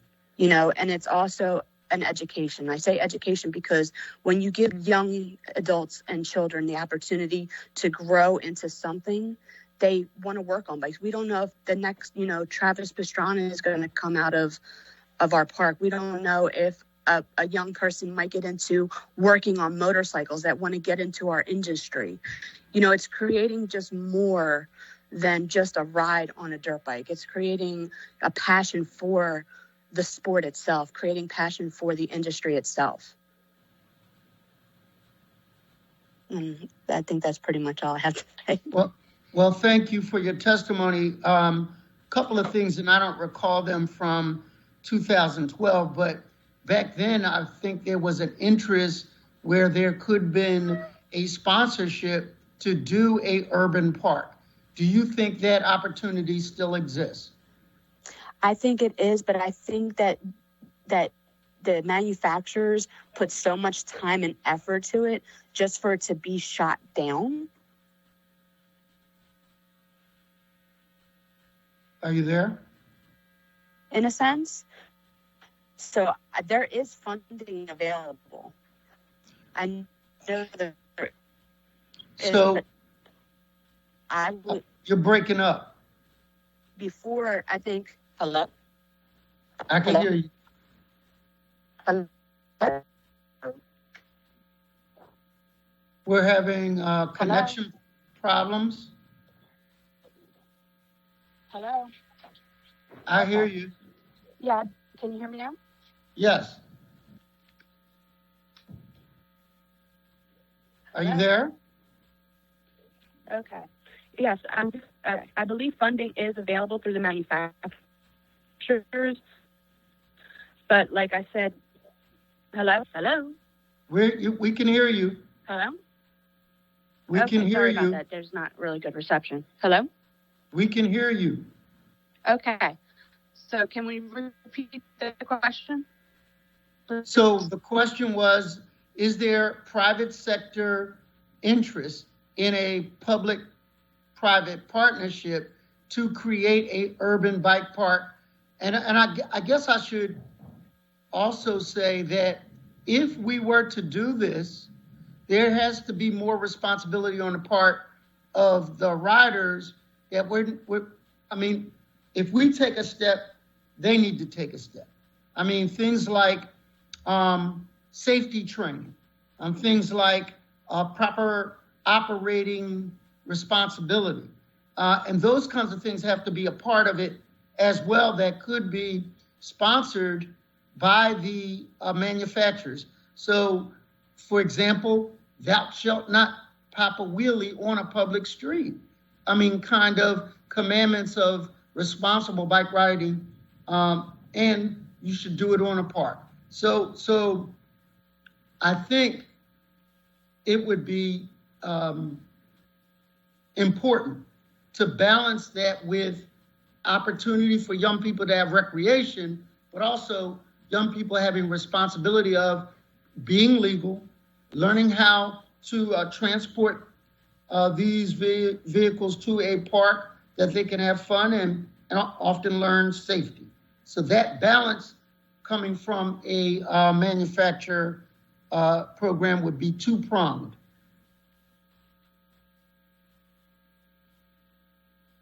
Okay, are you there? And if not, can we go to the next witness, please? I believe we have Mr. Vitek back. Yes, Are you sorry there about now, that. Mr. Vitek? Can you hear me? Yes, we can hear you. All right. Well, I can ride a motorcycle, but I can't find the mute button. Sorry about that. Different skill sets. Yes, different skills. Well, sorry about that. But let me just, I don't want to get into my bio, but I think my bio is very important to this whole matter. I was classified as the youngest American Motorcycle Association racer at 5 years old back in the early 70s. And I've raced for 15 years, and now I race professionally cars. But my day job is I'm a financial advisor with Janney Montgomery Scott in the Philadelphia area. So I was called upon just to give you my view of how I see this. Now, when let's go back to the late 70s. My brother and I actually ran motorcycle programs. We do have funding for that. The manufacturers are very involved with this. Okay, can you hold your testimony with Mr. Vitek has the mic now? I'm here. Okay, thank you. So back in the late 70s, early 80s, my brother and I ran a motorcycle program up in the outskirts of Scranton. Sorry about that. So it was at St. Michael's School for Boys, and it was mainly inner city children and young adults that had issues, and there were probably 50 to 75, and we ran a motorcycle program for them very successfully. But it wasn't just teaching them safety and how to ride. Obviously, we had issues. It was more teaching them the mechanical end of it, how to fix the bikes, how to create a skill. And I was 17 and 18 years old teaching these these younger than I were children how to do this. So this is multifaceted. It's not just bringing kids together, teaching them safety on how to ride and keep them off the streets. That's the main focus here, but it's also teaching them a skill. How I see this coming together is not a burden on the city. It's going to be the relief valve for keeping them off the street, but more so creating an opportunity for them and bringing in private sector. And what do I mean there? Everyone, a few of you talked about private sector funding, Yamaha and so on. That's incredible and that's wonderful. How about local facilities? For instance, garage or building manufacturers. Give them some sort of tax break where they build a building on the facility. Okay, their name's on it. All right, but that's donated by them. The excavators to come in and create the track. Okay, or a riding facility, give them recognition, some sort of tax break. Okay, so it's not coming out of the revenue of the city directly. It will in tax dollars, and that's just a suggestion. But this would create more of a community all around. Also, having people with mechanical skills helping the children too, helping the kids, okay, teaching them the different skills, how to buy and sell motorcycles, how to maintain them, the mechanical end, track maintenance, excavating, just different things like that. Maybe not make it a free facility where they have a membership fee. Maybe that membership fee is $50 a year, okay, but something that they're tied into on top of maybe showing their grades in school. Okay, so instead of a $50 membership, if they maintain a 75% average or an 80% average, they get free membership. So now you're rewarding them for that. Another thing I found not disturbing but confusing, because I looked into this a few years ago when I toured the facility down by the airport where you confiscated the bikes. The issue is that a lot of these motorcycles, they're not new. They're not worth $2,000. So you're finding the individuals $2,000 to get their motorcycle back. It's not worth it. They can go out and buy one for $800, $1,000 and replace it. So that's why I think personally you're seeing less of the motorcycles going back to the people that it was confiscated from.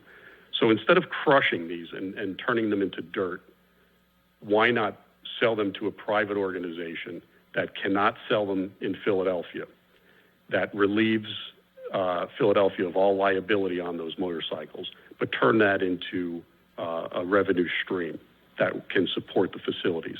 Just by the numbers that the officer showed at the beginning of this, in 2020, you had, I just did simple math with a low retail price on these motorcycles, and I came up with about $200,000 in revenue just from the sale of the ones that were being crushed. So that doesn't make sense, but that's something to investigate. But again, you don't want any liability, and I think the Philadelphia would be relieved of that liability through an as-is or transaction type thing. But that's something to think about.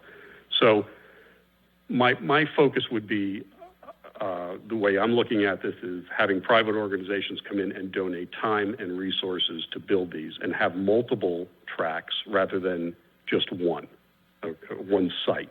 Okay, multiple sites, smaller sites that the children and the young adults can get to. And that's where I am. If you have any questions, I'm here.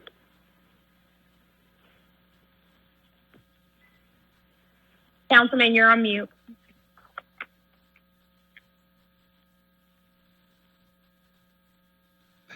Thank you for your testimony. Ms. Williams, are there any questions from members? You're on mute. Now you're on mute. We are funny today. I do believe that Councilmember Squilla has a question. Member Squilla?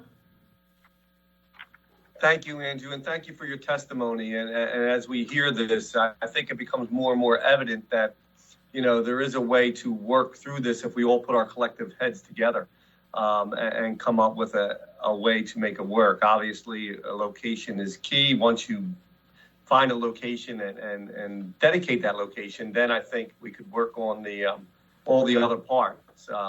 But again, not sure. And, when we talk about these facilities that, if you have them, bikes need to be trailed to those facilities. People can't just drive up through the city to them and things like that. And that's obviously maybe another opportunity for employment to create these models. But do you see the possibility of, we know that not everybody's going to go to the track, even if there's a membership plan, but they do want to be with the big guys. They want to be with the guys that are stars and the guys that everybody sees. We'll still need some type of enforcement for the city streets, but I believe by doing this, you would then decrease the number of riders on the streets. Do you see that as the same or no? I don't know if we lost Ken. No, I think just from numbers, I think you're going to have, if you make it a rewarded system, you're going to have a good number of young adults going towards the track, going for the education, going for not making it a club, but more camaraderie. And that it's going to be a slow process to wean it off, but I think you would see a tremendous decrease because I've ridden bikes my entire life. I've raced bikes since I'm a kid, and I don't know how my parents allowed me to do that, but there's nothing better than not riding on the streets. Okay, there's something about having a park or a place to go, and we did everything we could to get there. And sometimes that was ride there, but if we had a trailer or a truck, we would haul them there. But that's extremely important to have a dedicated place. Okay, you going out and riding up in coal country and seeing the beauty and riding through the woods, that's wonderful. So you understand the experience, or some of you understand the experience of and joy of riding.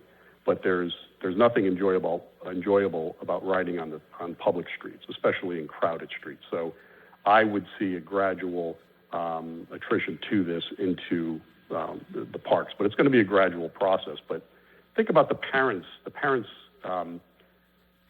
contribution to this, meaning in pushing the children to go to this, because it's not just go and ride and you'll learn safety.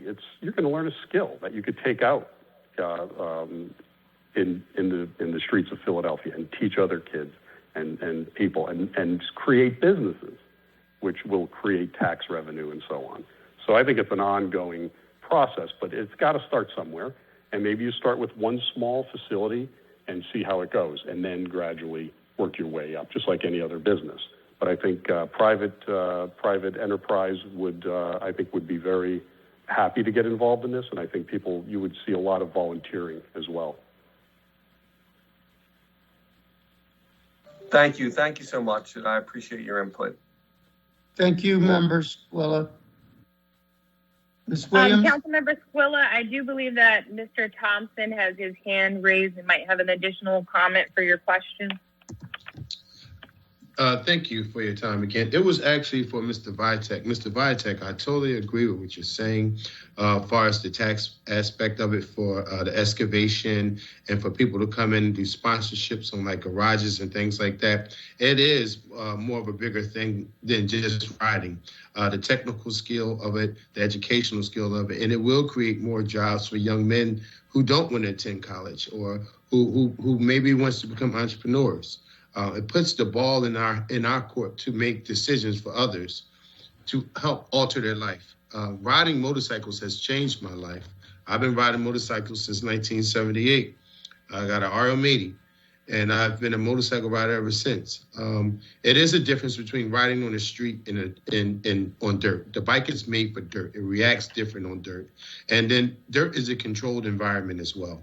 When you're riding on the street, it's not a controlled environment. And anything can happen at any time because the bike is not programmed to be where it is. So to facilitate that is definitely a dope thing.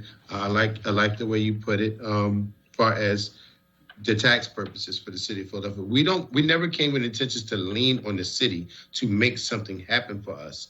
We're trying to make it happen for ourselves, but with retrospect, the city condones it and works with us to build it.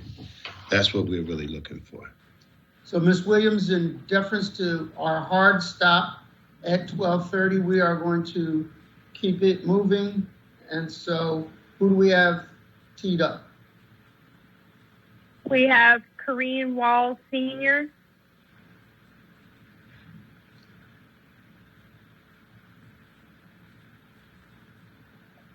How are you? Thank you for your patience.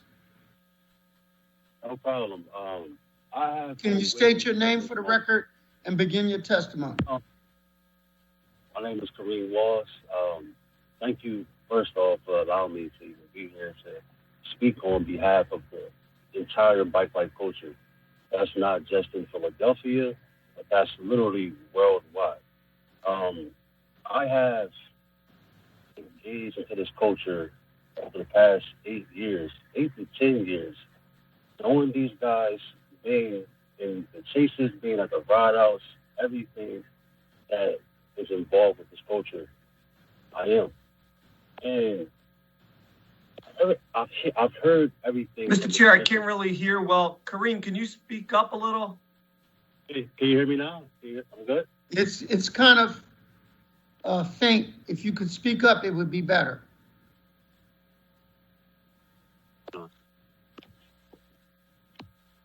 Can you hear me now? Yeah, That's good. much better. All right, there we go. Okay. Like I was saying before, I have engaged myself in this culture for the past 10 years. I understand these guys and everything that you guys have been saying. I have a few notes saying that that building this park is going to burden the community and make it worse. I have actually already experienced having the park already by bringing riders to it.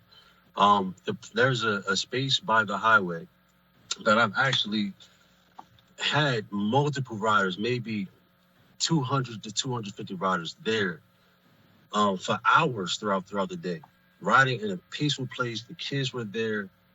Even some of the veterans came in. And I took note that they came here. It wasn't just Willie's. They come to the park for the camaraderie of the people that's there. They don't want to just go on a dirt track and just ride and jump hills. They want to be in a place where they can wheelie, they can learn how to wheelie there, and they can be around people who are extremely popular on social media. That's one aspect that everyone I've heard so far has missed.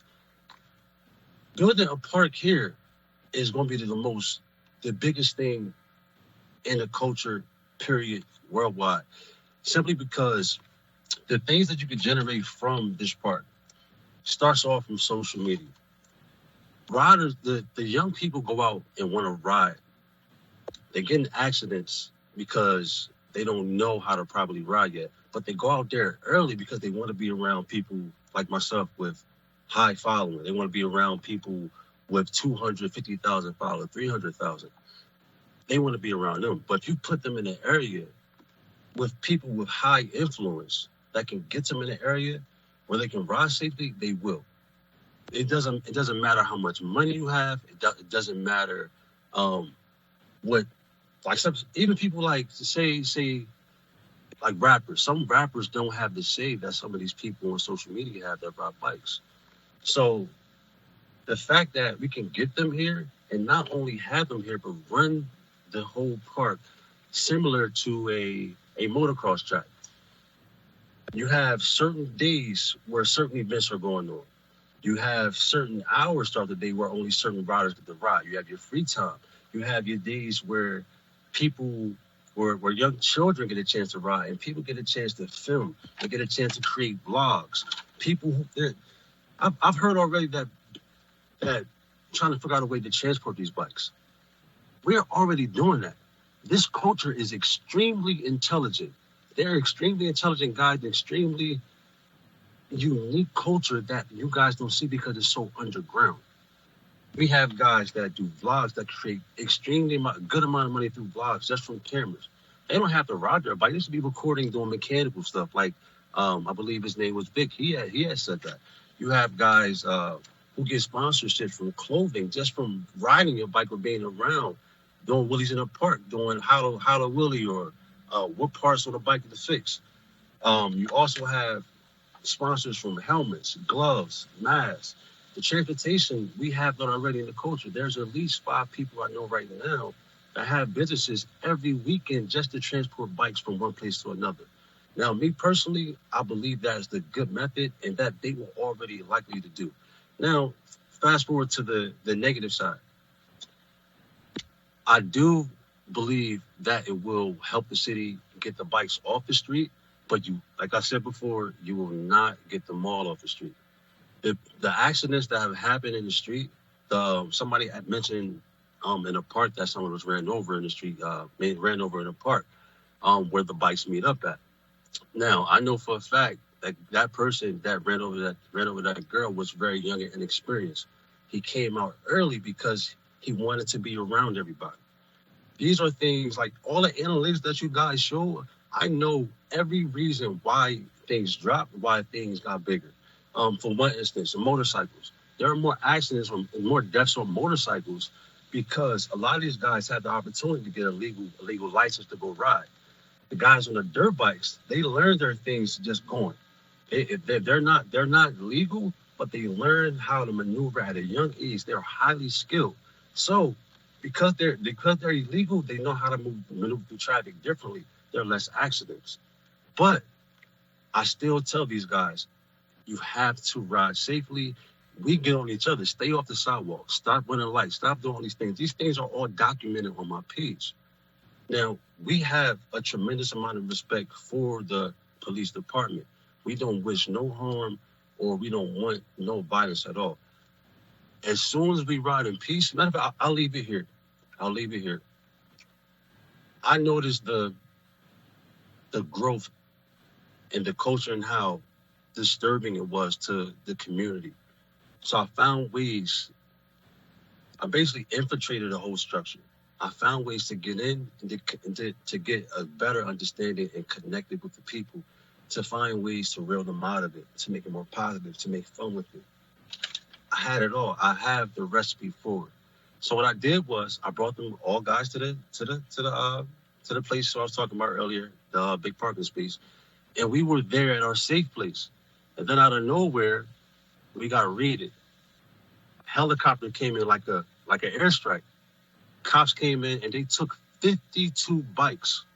Don't matter if we were riding on the streets or not. We were there in the parking lot. I put tires out there so the guys can go safely one way and the other way.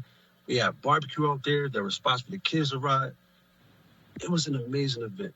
And on top of that, they were so happy because they were being on camera recorded to go somewhere where everybody in the world would see them.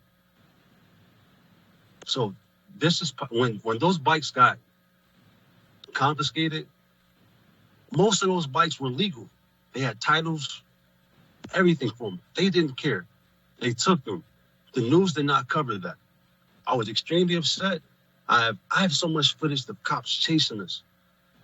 So much footage. But my goal was to not put that out.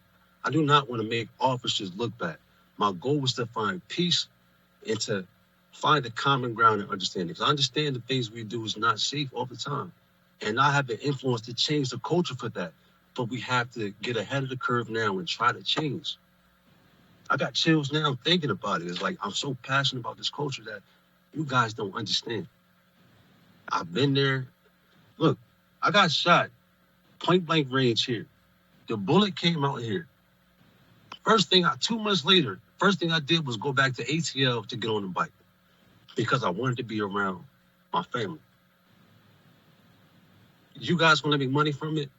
I know ways to do it. That's not my motive, but I got 100 different ways to make money from just being in that park.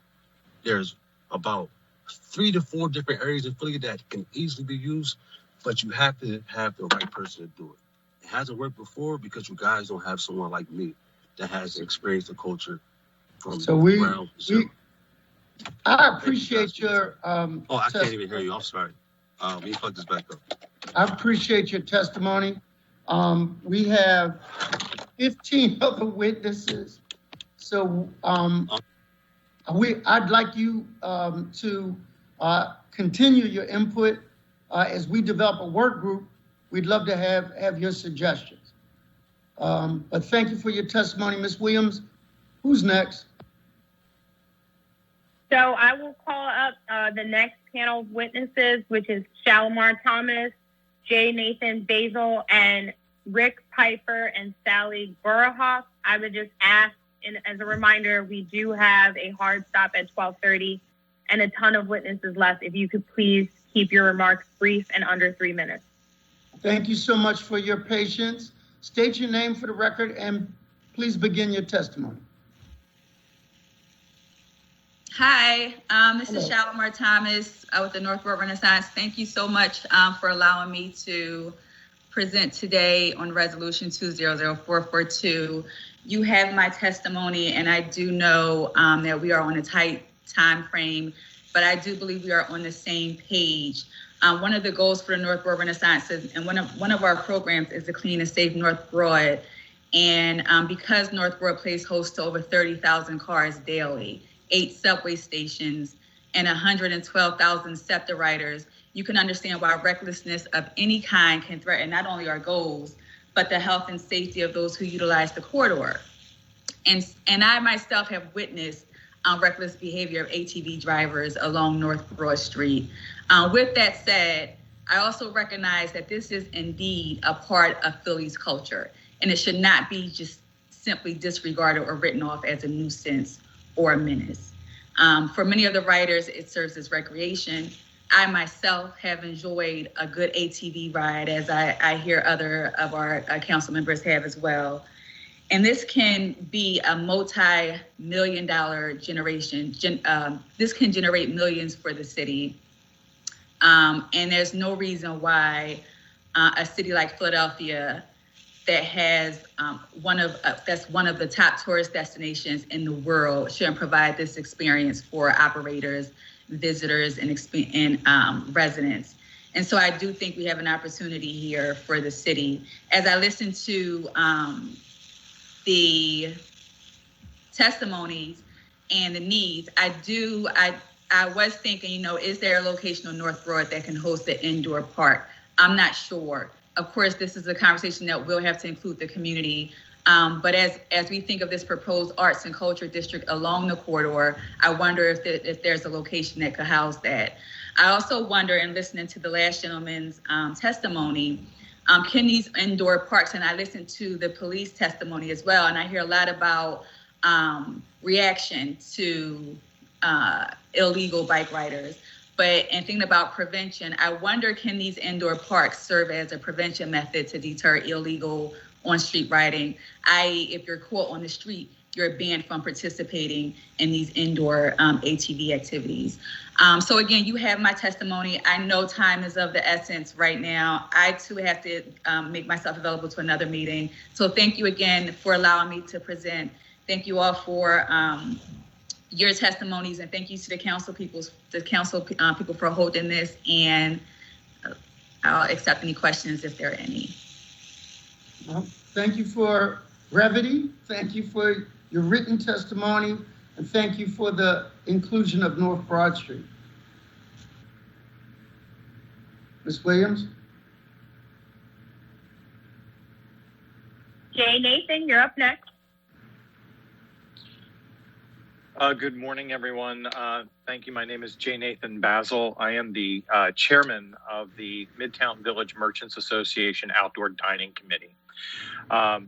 Recently, we have been able to do outdoor dining thanks to the diligent work of the city of Philadelphia in making street closures possible for outdoor dining.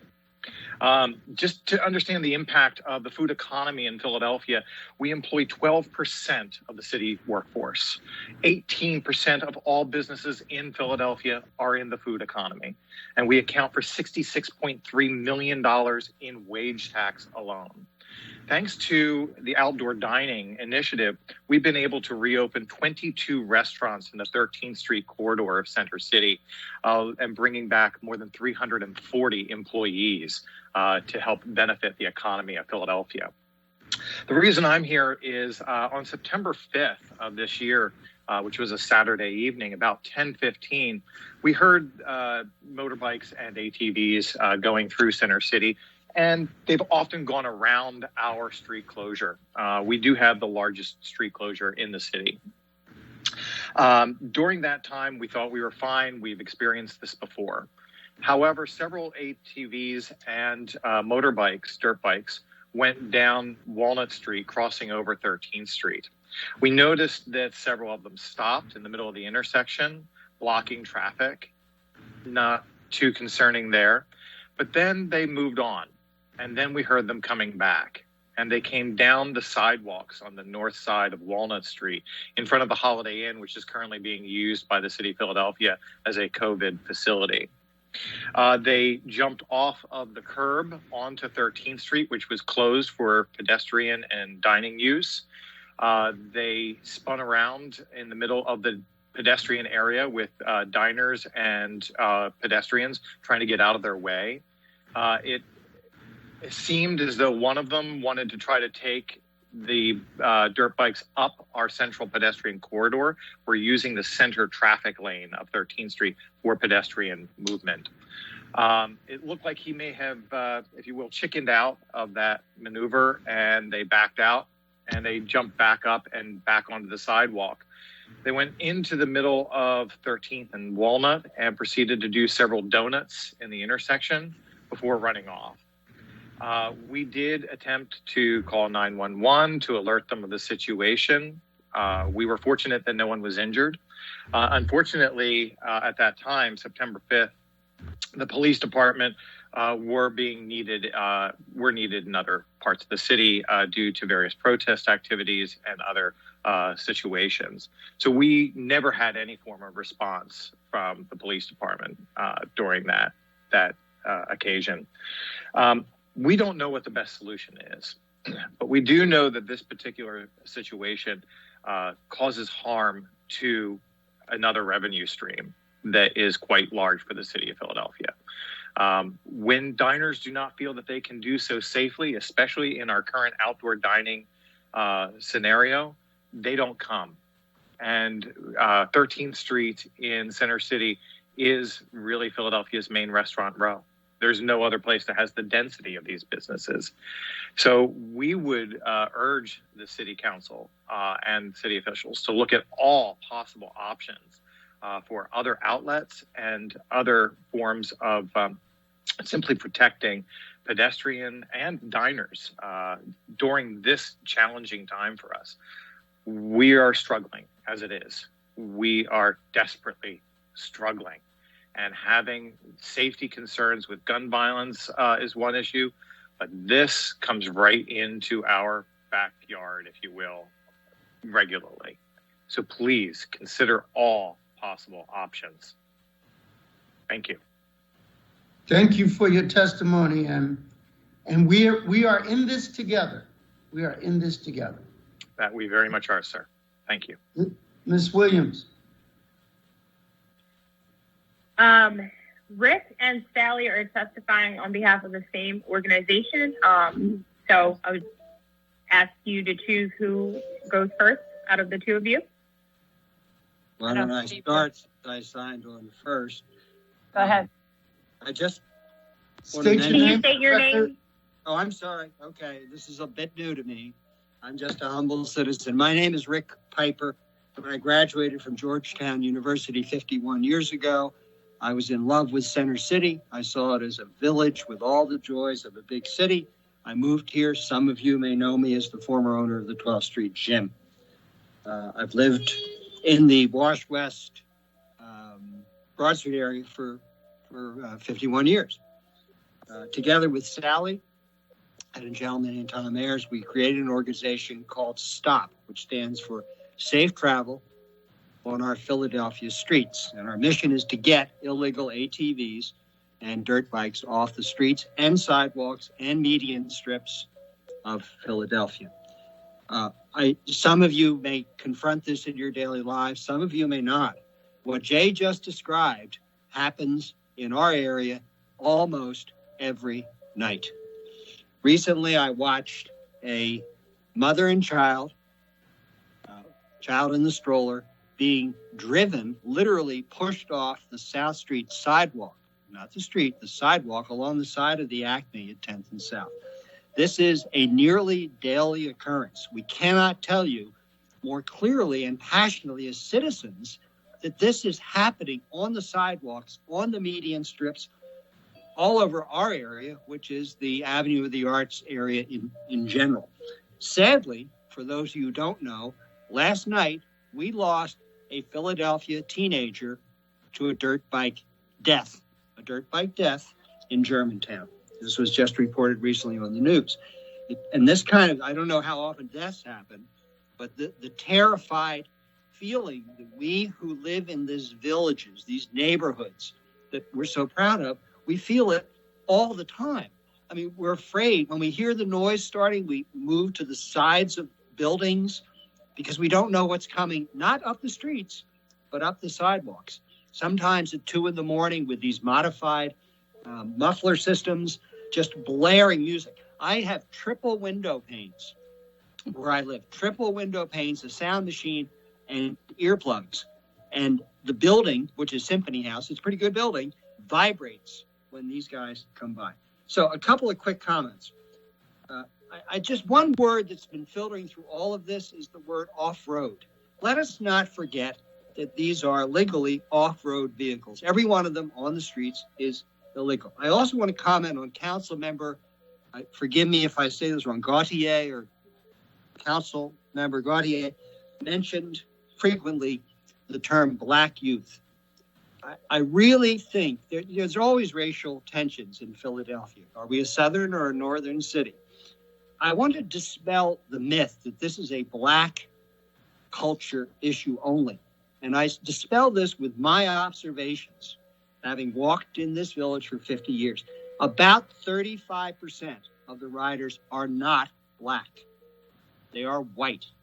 Often hard to tell, but I've learned how to look at their hands because they're wearing helmets and nowadays masks. This is not just a Black youth issue. There are a lot of white folks, and I think it's unfair to the Black community and to the Black riders that it be labeled just a Black cultural issue. This crosses a lot of demographics, and I think that's important. I had not known much about this other option, a park with a commercial connection. And as a citizen, it's very exciting to think of that. I'm a business person by nature, but to think of the city engaging with some of the commercial interests to make this really a tourist attraction and a safe place for riders to ride is a wonderful idea. And as you folks, our leaders, may move towards that, we would ask something. Include a citizen or two in what Councilmember Dom called the working group. Let the citizens be part of this. Sometimes I think our leaders, many of whom are on this hearing, lose connection with the daily reality us citizens, voters, and taxpayers face out on the street. Let us be part of this solution, please. My last comment, I promise, I know we're coming up on lunchtime. We all get hungry, whether we're on council or not, is that we often hear the term ride culture. I think it sort of traces back to the movie Creed, to support from people like Meek Mills, etc. I want to throw out another term that's really important for everyone to think about and remember, council members, staff members, and that is the walk culture. When I came here 51 years ago, the reason I came was it was one of the few, love was involved, but other than that, one of the few cities where I judged that you could really live in the big city and yet walk in whether it's Center City or Point Breeze or Fairmount or Northern Liberties, West Philadelphia, there's a walk culture. And if we don't act with a combination of alternative space, street engineering solutions, which have not been mentioned for the last 2+ hours, street engineering solutions like intersection cameras, rumble strips, speed bumps where they can work, which are working at Eakins Oval and the 5th Street Bridge, by the way. We need to look at street engineering solutions. We need to look at enforcement. And if a park comes to fruition, it must come with strict street enforcement. And there are absolutely ways to do that. So please, as a citizen, as a resident of 51 years, as a business owner, please protect the walk culture also. Thanks for letting me be here tonight.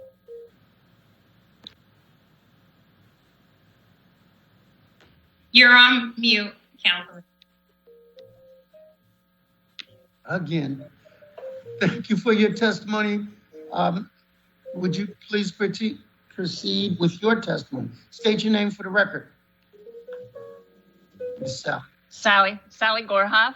I live in Center City 1 near Broad and Spruce, near the Kimmel Center.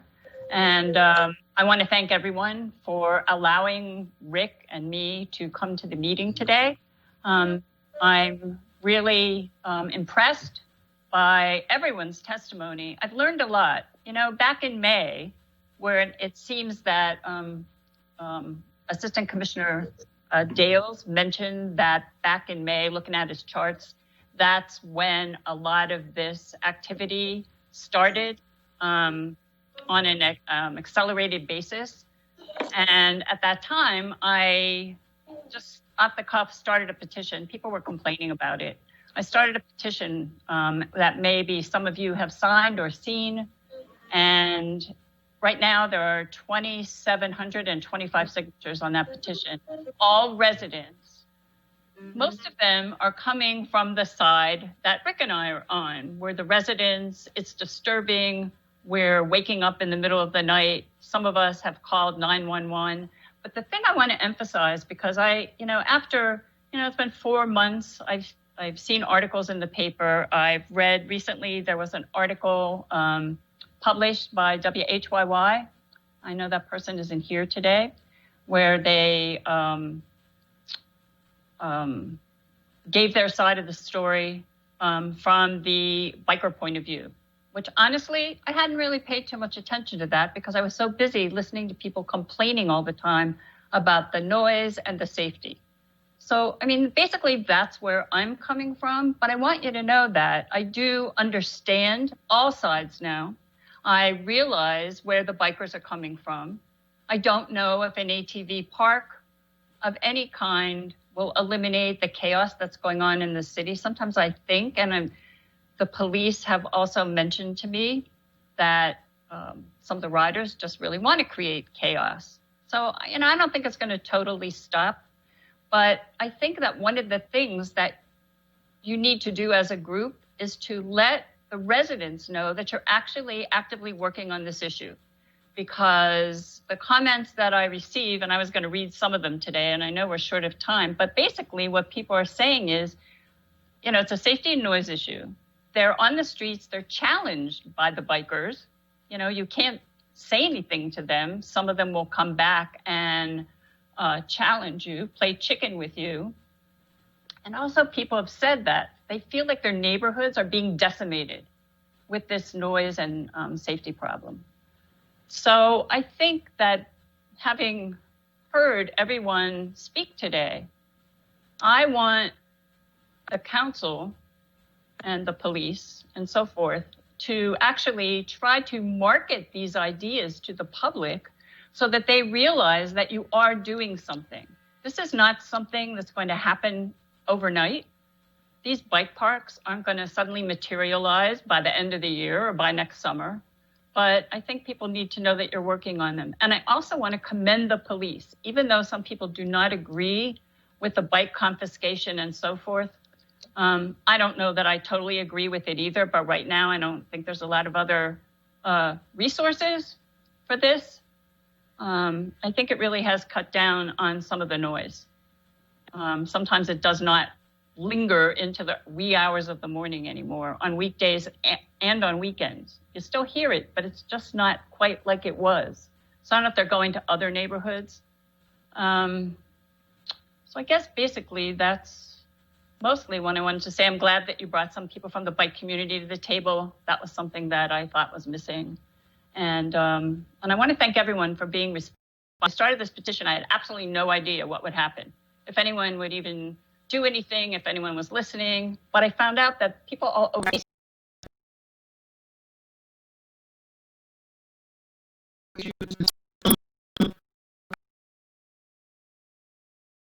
April, there was a group of bikers coming down my block, and I just couldn't believe it. I took a video of it and I posted it, and I said, some things even a pandemic will not stop. So we are in this together. We are in this together. That the young man, Mr. Zaza, I watched grow up to be a fine young man, and his passion for it. I believe that with Member Dom's leadership, that we can find public-private partnerships that won't solve the problem altogether, but will address it and in some way move it in the right direction. So I'm really thankful for your testimony today, and we are listening. Thank you. Can I express, as Sally's partner, our great appreciation to Deputy Commissioner Joel Dales. He's really been very constructive through this whole effort. Well, thank you for that. Public servants need love too. Is that Commissioner Outlaw? Did you hear him? Did you hear him compliment your deputy? I did. I've been on the whole time, and I wanted to pop in. I see Mr. Piper's emails all the time, and I understand that this is concerned. So, no, I just wanted to pop in and say that we appreciate the love and the acknowledgement of the efforts, but also the acknowledgement that this is a holistic effort that we're going to have to address. Well, thank you, Commissioner. And yeah, it's always good to affirm or get affirmation when your people are doing a good job. So, Ms. Williams, are there any members with questions or? I don't see any questions in the chat. If there are no questions, we could move on to our public comment list. We do have 12 individuals who signed up to testify. Harriet Williams, are you still connected? Ms. Harriet Williams? I am connected. How are you? Can you state your name for the record and please begin your testimony?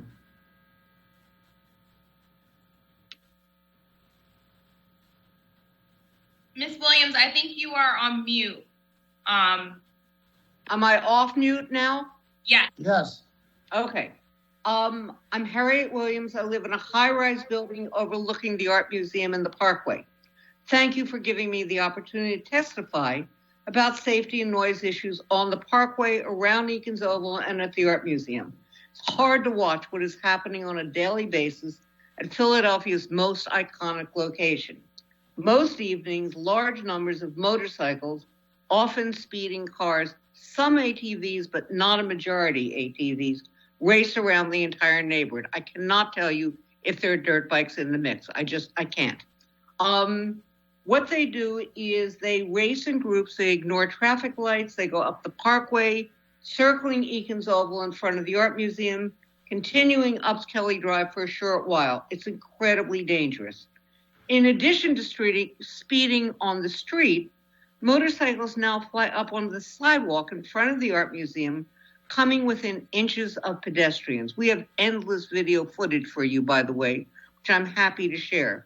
They also sometimes drive up and down the Art Museum stairs. There are evenings when we've counted over 60 motorcycles at the same time on the sidewalk, in between pedestrians right by the Rocky statue. This is inevitably going to lead to a serious accident. There have been several crashes, including a fatal accident on the Parkway and other crashes at the start of Kelly Drive. It's motorcycles and speeding cars. Some neighbors and I have been meeting with members of Streets Department and the local police department. So we've agreed 2 measures are needed really quickly. The first one is we need red light cameras along the Parkway and at Eakins Oval. Would go a long way to calming the problem because the area will become much less appealing to motorcycles and cars. I know it won't get ATVs, but the majority of vehicles are licensed vehicles. If they can get tickets, they will stop coming. We hope that the City Council can make installation of these lights a priority. We've not gotten very far otherwise. We also believe that movable barriers must be installed in the front of the sidewalk leading up to the steps of the Art Museum in order to avoid a horrible crash between a pedestrian and a motorcycle. Calling 911 is not a solution. The police are stretched, as you know, by endless crimes and problems. They respond, but not immediately. The motorcycles have learned the police vehicles do come, they stay only for a short time, and the motorcycles come right back. We're hoping that you don't focus this just on ATVs, although that is very serious. But motorcycles and racing cars are not less of a problem for us, and it is ruining the area. Thank you very much for your time. I appreciate being able to testify, and I will send you copies of what I've just said. Thank you so very much for your testimony and your patience. Ms. Williams. Thank you. Modesto, the next few individuals on the list need to be called in. Do you want me to just start with everyone who's connected first, or do you want to go in order? We can go in order. We can call them in. Okay, so the next person to testify is Dawn Willis.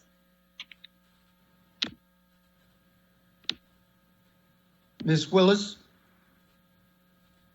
are you connected? She needs to be called in. Okay.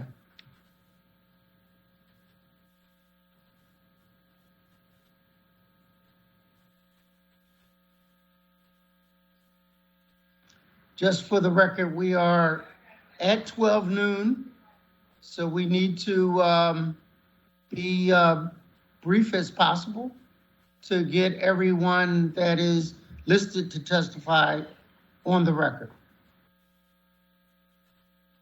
Okay, Dawn is connected. Hello? Good afternoon.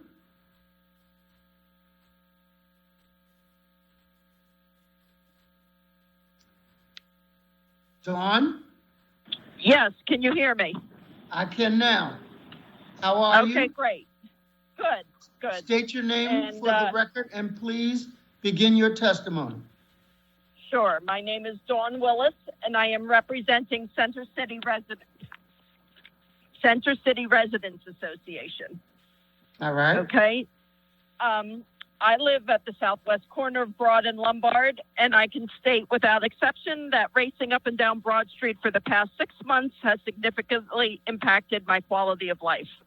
We posted a notice about this hearing on the CCRA website and asked our members to comment about this issue and tell us their concerns. The response was overwhelming. We heard from members living in high-rise buildings and in single-family homes throughout our catchment. All respondents stated emphatically that this issue has negatively impacted their quality of life. I would like to read some of the responses briefly. One person moving from New York City, I never expected to not be able to enjoy my home indoors. This would never fly in New York. De Blasio stated publicly, if you ride an ATV, it will be confiscated and crushed. Mayor Kenny seems to turn his head, allowing these troublemakers to terrorize people on the streets. Another respondent, I cannot enjoy eating out in the summer. Seems like the riders have more rights and sympathy from the mayor than we do, the citizens who paid to live here. Comment from a resident at the Ritz-Carlton, if this were happening in any suburban town square, it would not be tolerated. The offenders would be arrested and their vehicles impounded. Another respondent, the city of Philadelphia's policy of tolerance and inability to provide basic public safety has deteriorated the quality of life for most people and will lead to many deciding to leave, including myself. And finally, if public officials cannot perform their primary duty of public safety for fear of reprisal, then all is lost. Some additional points, and I know some of these have been mentioned. The ATV park is a fine idea, but it's not going to solve the issue. It's not going to improve our quality of life today or tomorrow. Most of these bikes are illegal for street use, and again, riding to the park will cause the same noise disturbance. And quite honestly, these riders want to make a noise. They don't want to go to the park. They want our streets to be their raceway. Also, importantly, speed bumps are not the answer. Instead of bikers keeping us up all night, we will be assaulted with a constant thump 24/7 of every car, SUV, and truck going over the speed bumps. Unfortunately, the only way to combat these riders is with manpower, in person, on the streets, and at the gathering points by either issuing tickets or confiscating bikes. Without fixing this issue, we are looking at taxpayers moving out of the city, new residents thinking twice about moving to the city, and business and tax revenue suffering the consequences. I thank you for your time. Thank you so much for your patience, and thank you for your testimony. Thank you. The next witness is Christine Curry, needs to be connected by phone.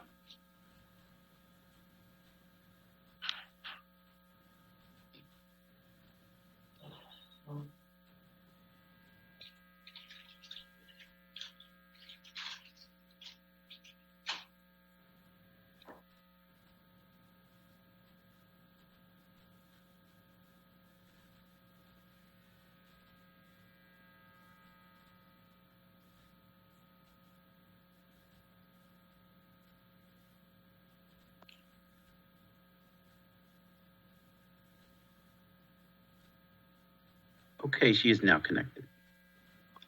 Good afternoon. Can you hear me? We can't hear you. Are you on mute? Ms. Curry?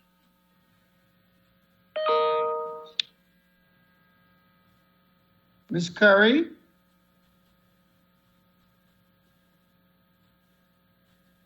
Please hit *6 to unmute.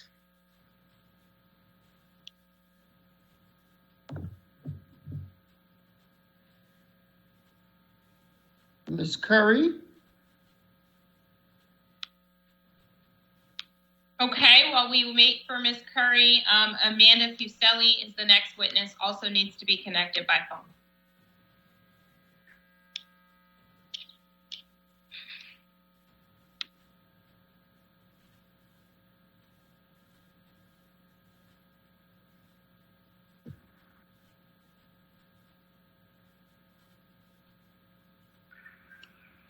Hello? Hello?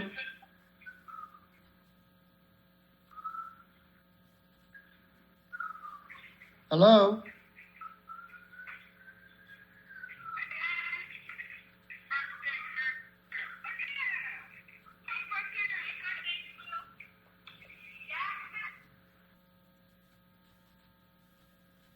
Okay, it looks like Mrs. Curry is in. Curry, if you could please press *6 to unmute, please.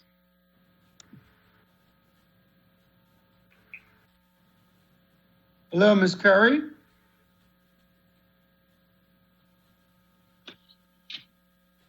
Hello. Looks like she just dropped off. We have Amanda as well on the line. If you could hit *6, please, to unmute. Good afternoon, Amanda. Can you hear us?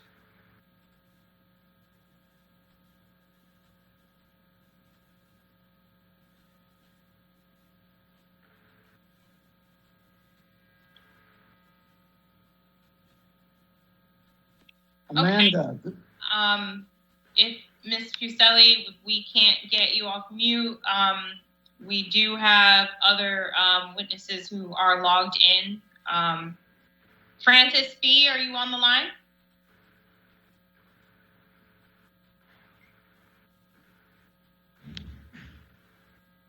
Johanna Cairo? Yes, I am here. Can you hear me? Finally. Yes, I hear you. Well, Please state your name for the record and begin your testimony. my name is Johanna Cairo, and I'm very grateful to have the opportunity to speak. I also have found your hearing very educational, and thank you so much. I would like to specifically address the issues of noise and safety that are in the resolution. My husband and I live in Fairmount, and we really see a great deal of ATVs, dirt bikes, motorcycles, and hot rod cars from our windows. We are finding this very, very distressful. We cannot shut the noise out of our apartment. It's impossible to sleep on many nights. And since we are semi-quarantined from COVID, we only can walk in the park nearby. So we feel trapped and a little bit helpless and unable to enjoy any peace at all, because even in the park along Kelly Drive, with the thousands of other Philadelphians who spend time in the park, which, by the way, has been increasing since COVID tremendously, and we find no peace there either. The noise is deafening day and night into the early hours of morning. I can see these drivers. Here's what I've seen. They come in groups, they rev their engines, and they change gears and race, especially at the traffic lights along Aikens Oval, Kelly Drive, 25th Street and Kelly Drive, Fairmount Avenue, Kelly Drive, and Poplar Drive and Kelly Drive. They run the red lights, and they're jeopardizing the safety of thousands of pedestrians and bicyclists there. ATVs and dirt bikes are performing tricks on the roads in front of the art museum. Once I actually saw several doing wheelies in the opposite direction of the oncoming traffic, and the vehicles had to stop themselves in order to wait for these people to get out of the way. Do I support the suggestion for a dedicated place for ATV drivers? Well, I've learned a lot today, but first I would say no, until you provide solutions for the full noise and safety issues, because the noise is not only from illegal ATVs and dirt bikes, it's also due to illegally altered or installed or possibly missing mufflers on any type of vehicle, whether it's a motorcycle or an automobile. Wherever a dedicated place is located, how will we be certain that drivers will not be subjecting neighborhoods to their noise just getting to and from that site? And what neighborhood is going to want that noisy arena, by the way? Such a facility will probably become a regional attraction, as was mentioned by many of its advocates. And won't that increase the traffic of illegal vehicles in Philadelphia? Funding should be considering enforcement as well as construction of any facility and ongoing access, meaning how can and will the drivers pay for access to this facility? Public funds to develop and maintain such a facility need to be spent on the other recreational needs in Philadelphia's neighborhoods and parks. And I think that while much has been done with the police and streets department and city council members collaborating, we're not seeing tangible results yet here. They installed rumble strips, and that has not reduced the traffic of loud vehicles. And it hasn't slowed them down either. In fact, it's just made more rumbling noises for us. What do I support? I would support you continuing to enforce the laws against unlicensed vehicles and altered mufflers. This is a citywide concern. Obviously, we've heard that today, and that makes it a priority. So get film and sound recordings for these locations and learn where and when and how to get your remedies in place. Identify where and how the vehicles are being sold and altered to help with enforcement. Increase the fines and penalties for illegal vehicles, and especially for noise violations for legal vehicles. Those penalties are not adequate. Thank you so much for the opportunity to speak today. Thank you so much for your testimony. Thank you for your patience, and we have your suggestions. Thank you, sir. Ms. Williams? Do we have Christine Curry or Amanda Fuselli connected at the moment?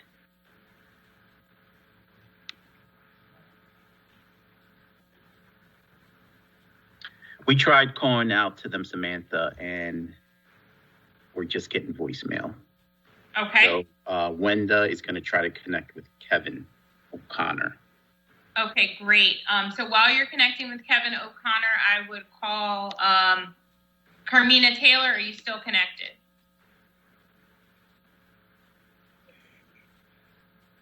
Ms. Taylor?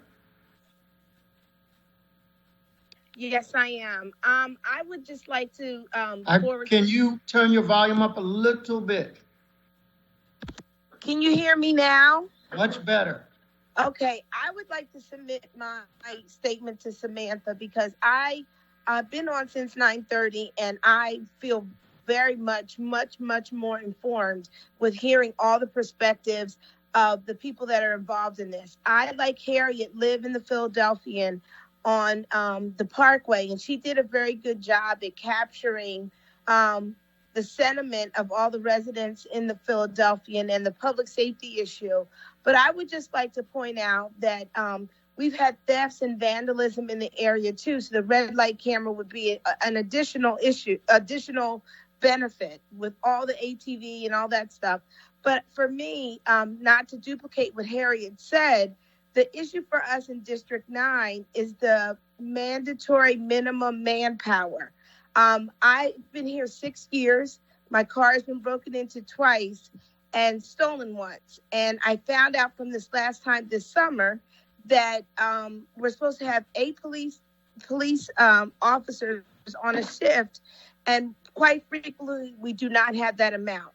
And I think that becomes a frustrating aspect of us when we see all the things that are happening in the evening with the motorcycles and the ATV, that we just don't have the manpower coverage. However, because the police department had that presentation first thing, I understand a little bit better. But as a city council, I think that we really have to examine how we can reallocate and how we can also have the citizens in our city contribute to help you make it a better quality of life for everyone, public safety wise, to honor the culture, to not decriminalize the men that are involved. So I would think, I would like to suggest that the people that took the time to stay on this phone, on this hearing all this time, that they could be included in future discussions as to the direction you guys are going into with this issue.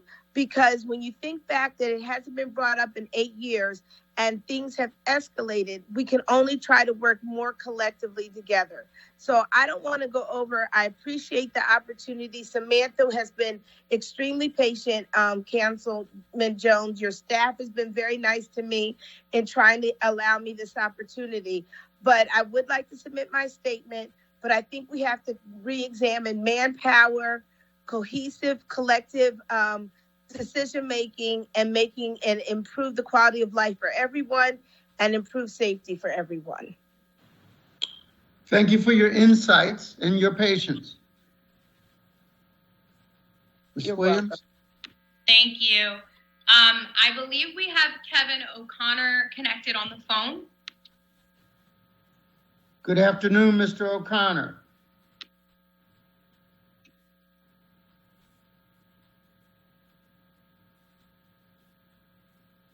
Mr. O'Connor, can you hear us?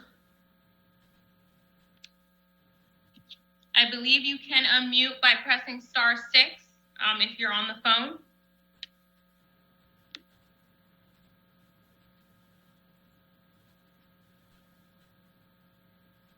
Who else do we have connected? Ashlyn Ernst, are you still connected?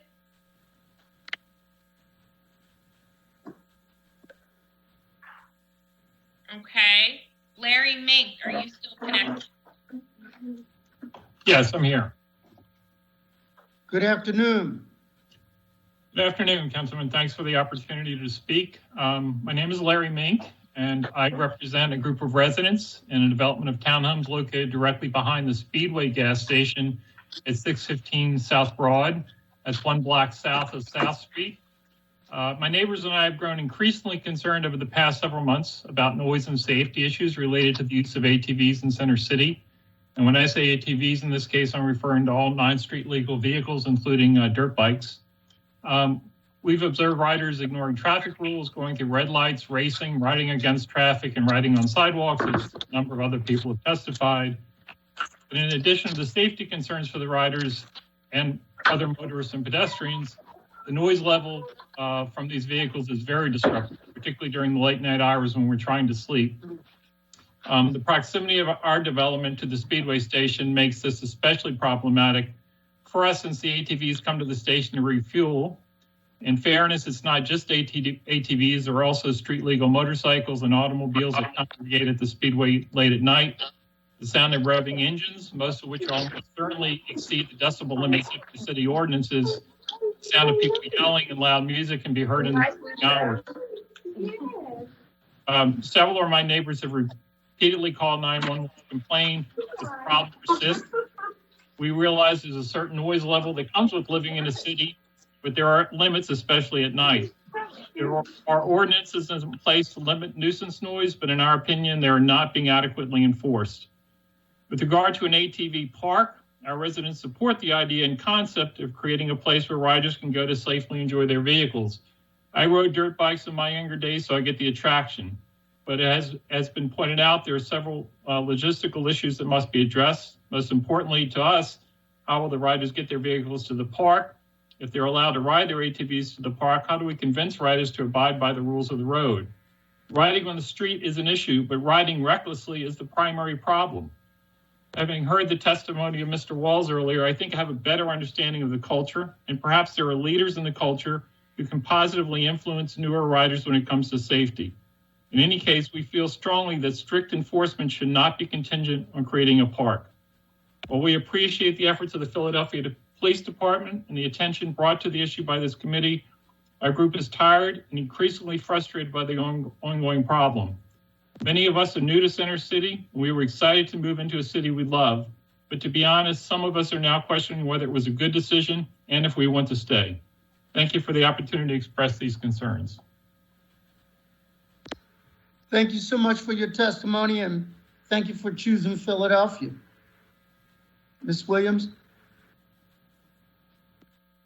At this time, I would ask, do we have anyone, Modesto, connected by phone that needs to testify?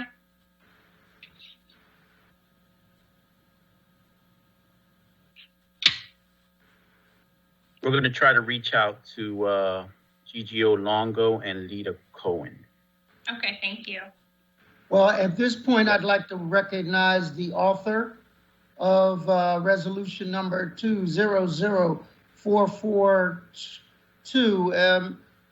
Councilman Member Dom, would you like to say anything as a result of these hearings? Yeah, first of all, I want to thank you, Chairman Jones, and thank everyone who testified today and all my colleagues who participated. And I think there's a lot of great information that came out, and I'm hopeful we'll be able to move forward with this working group. And I'm going to do everything possible. I know my colleagues will. I think this idea of a ATV park is a really good idea, and we should have one in the city. So I'm committed to seeing that through, and I appreciate your leadership on this also, Chairman Jones. So, and also Council members Squilla, Parker, and Johnson, and all the other colleagues, and Councilmember Gilmore Richardson too, and Councilmember Gautier. So, thank everybody, and let's try to make this a reality in the city. Thank you. Are there any other members of the committee or any other council members that wish to speak on this resolution at this time? Yes, if I could just jump in very quickly. I just want to thank you. I just want to thank everyone for this conversation. This is kind of been a continuation from a period of time. Council member Gilmore Richardson brought up some of the historical perspectives. I also remember that background, but I think we're having more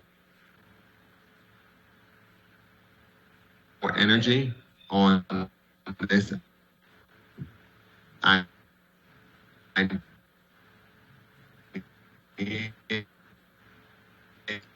We're having a couple of problems with your connectivity, Member Green. And trying to issue provide. Okay.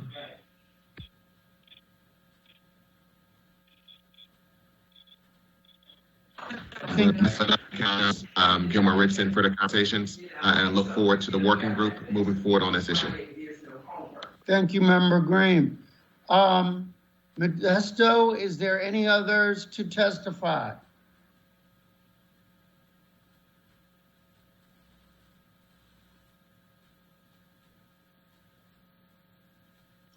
We are still trying to connect with them, Councilman.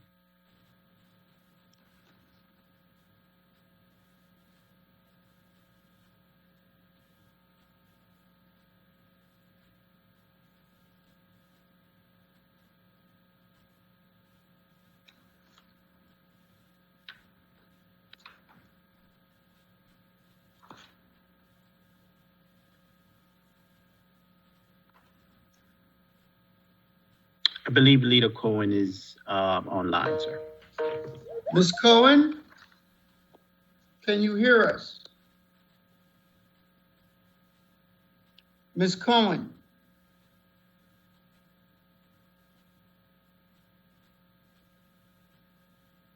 Going once. Ms. Cohen, you can take your phone off mute by hitting *6.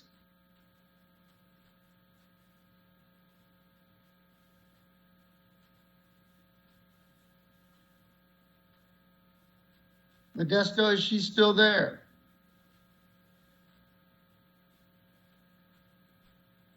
No, it looks like she has disconnected, Councilman. Well, I'm gonna take this opportunity then to thank everyone that participated and gave testimony, and I wanna thank all members of council. I wanna thank Ms. Williams for putting together a solid hearing on this subject matter. And with that, are there any others to testify? Hearing none, this concludes the Committee on Public Safety, and thank you all for your participation. Thank you, Mr. Chairman. Looking forward to more conversations. Great job. Thank you, Mr. Chairman. Thank you, Sam. Thank you, Mr. Chair. Thanks, Samantha. Thank you.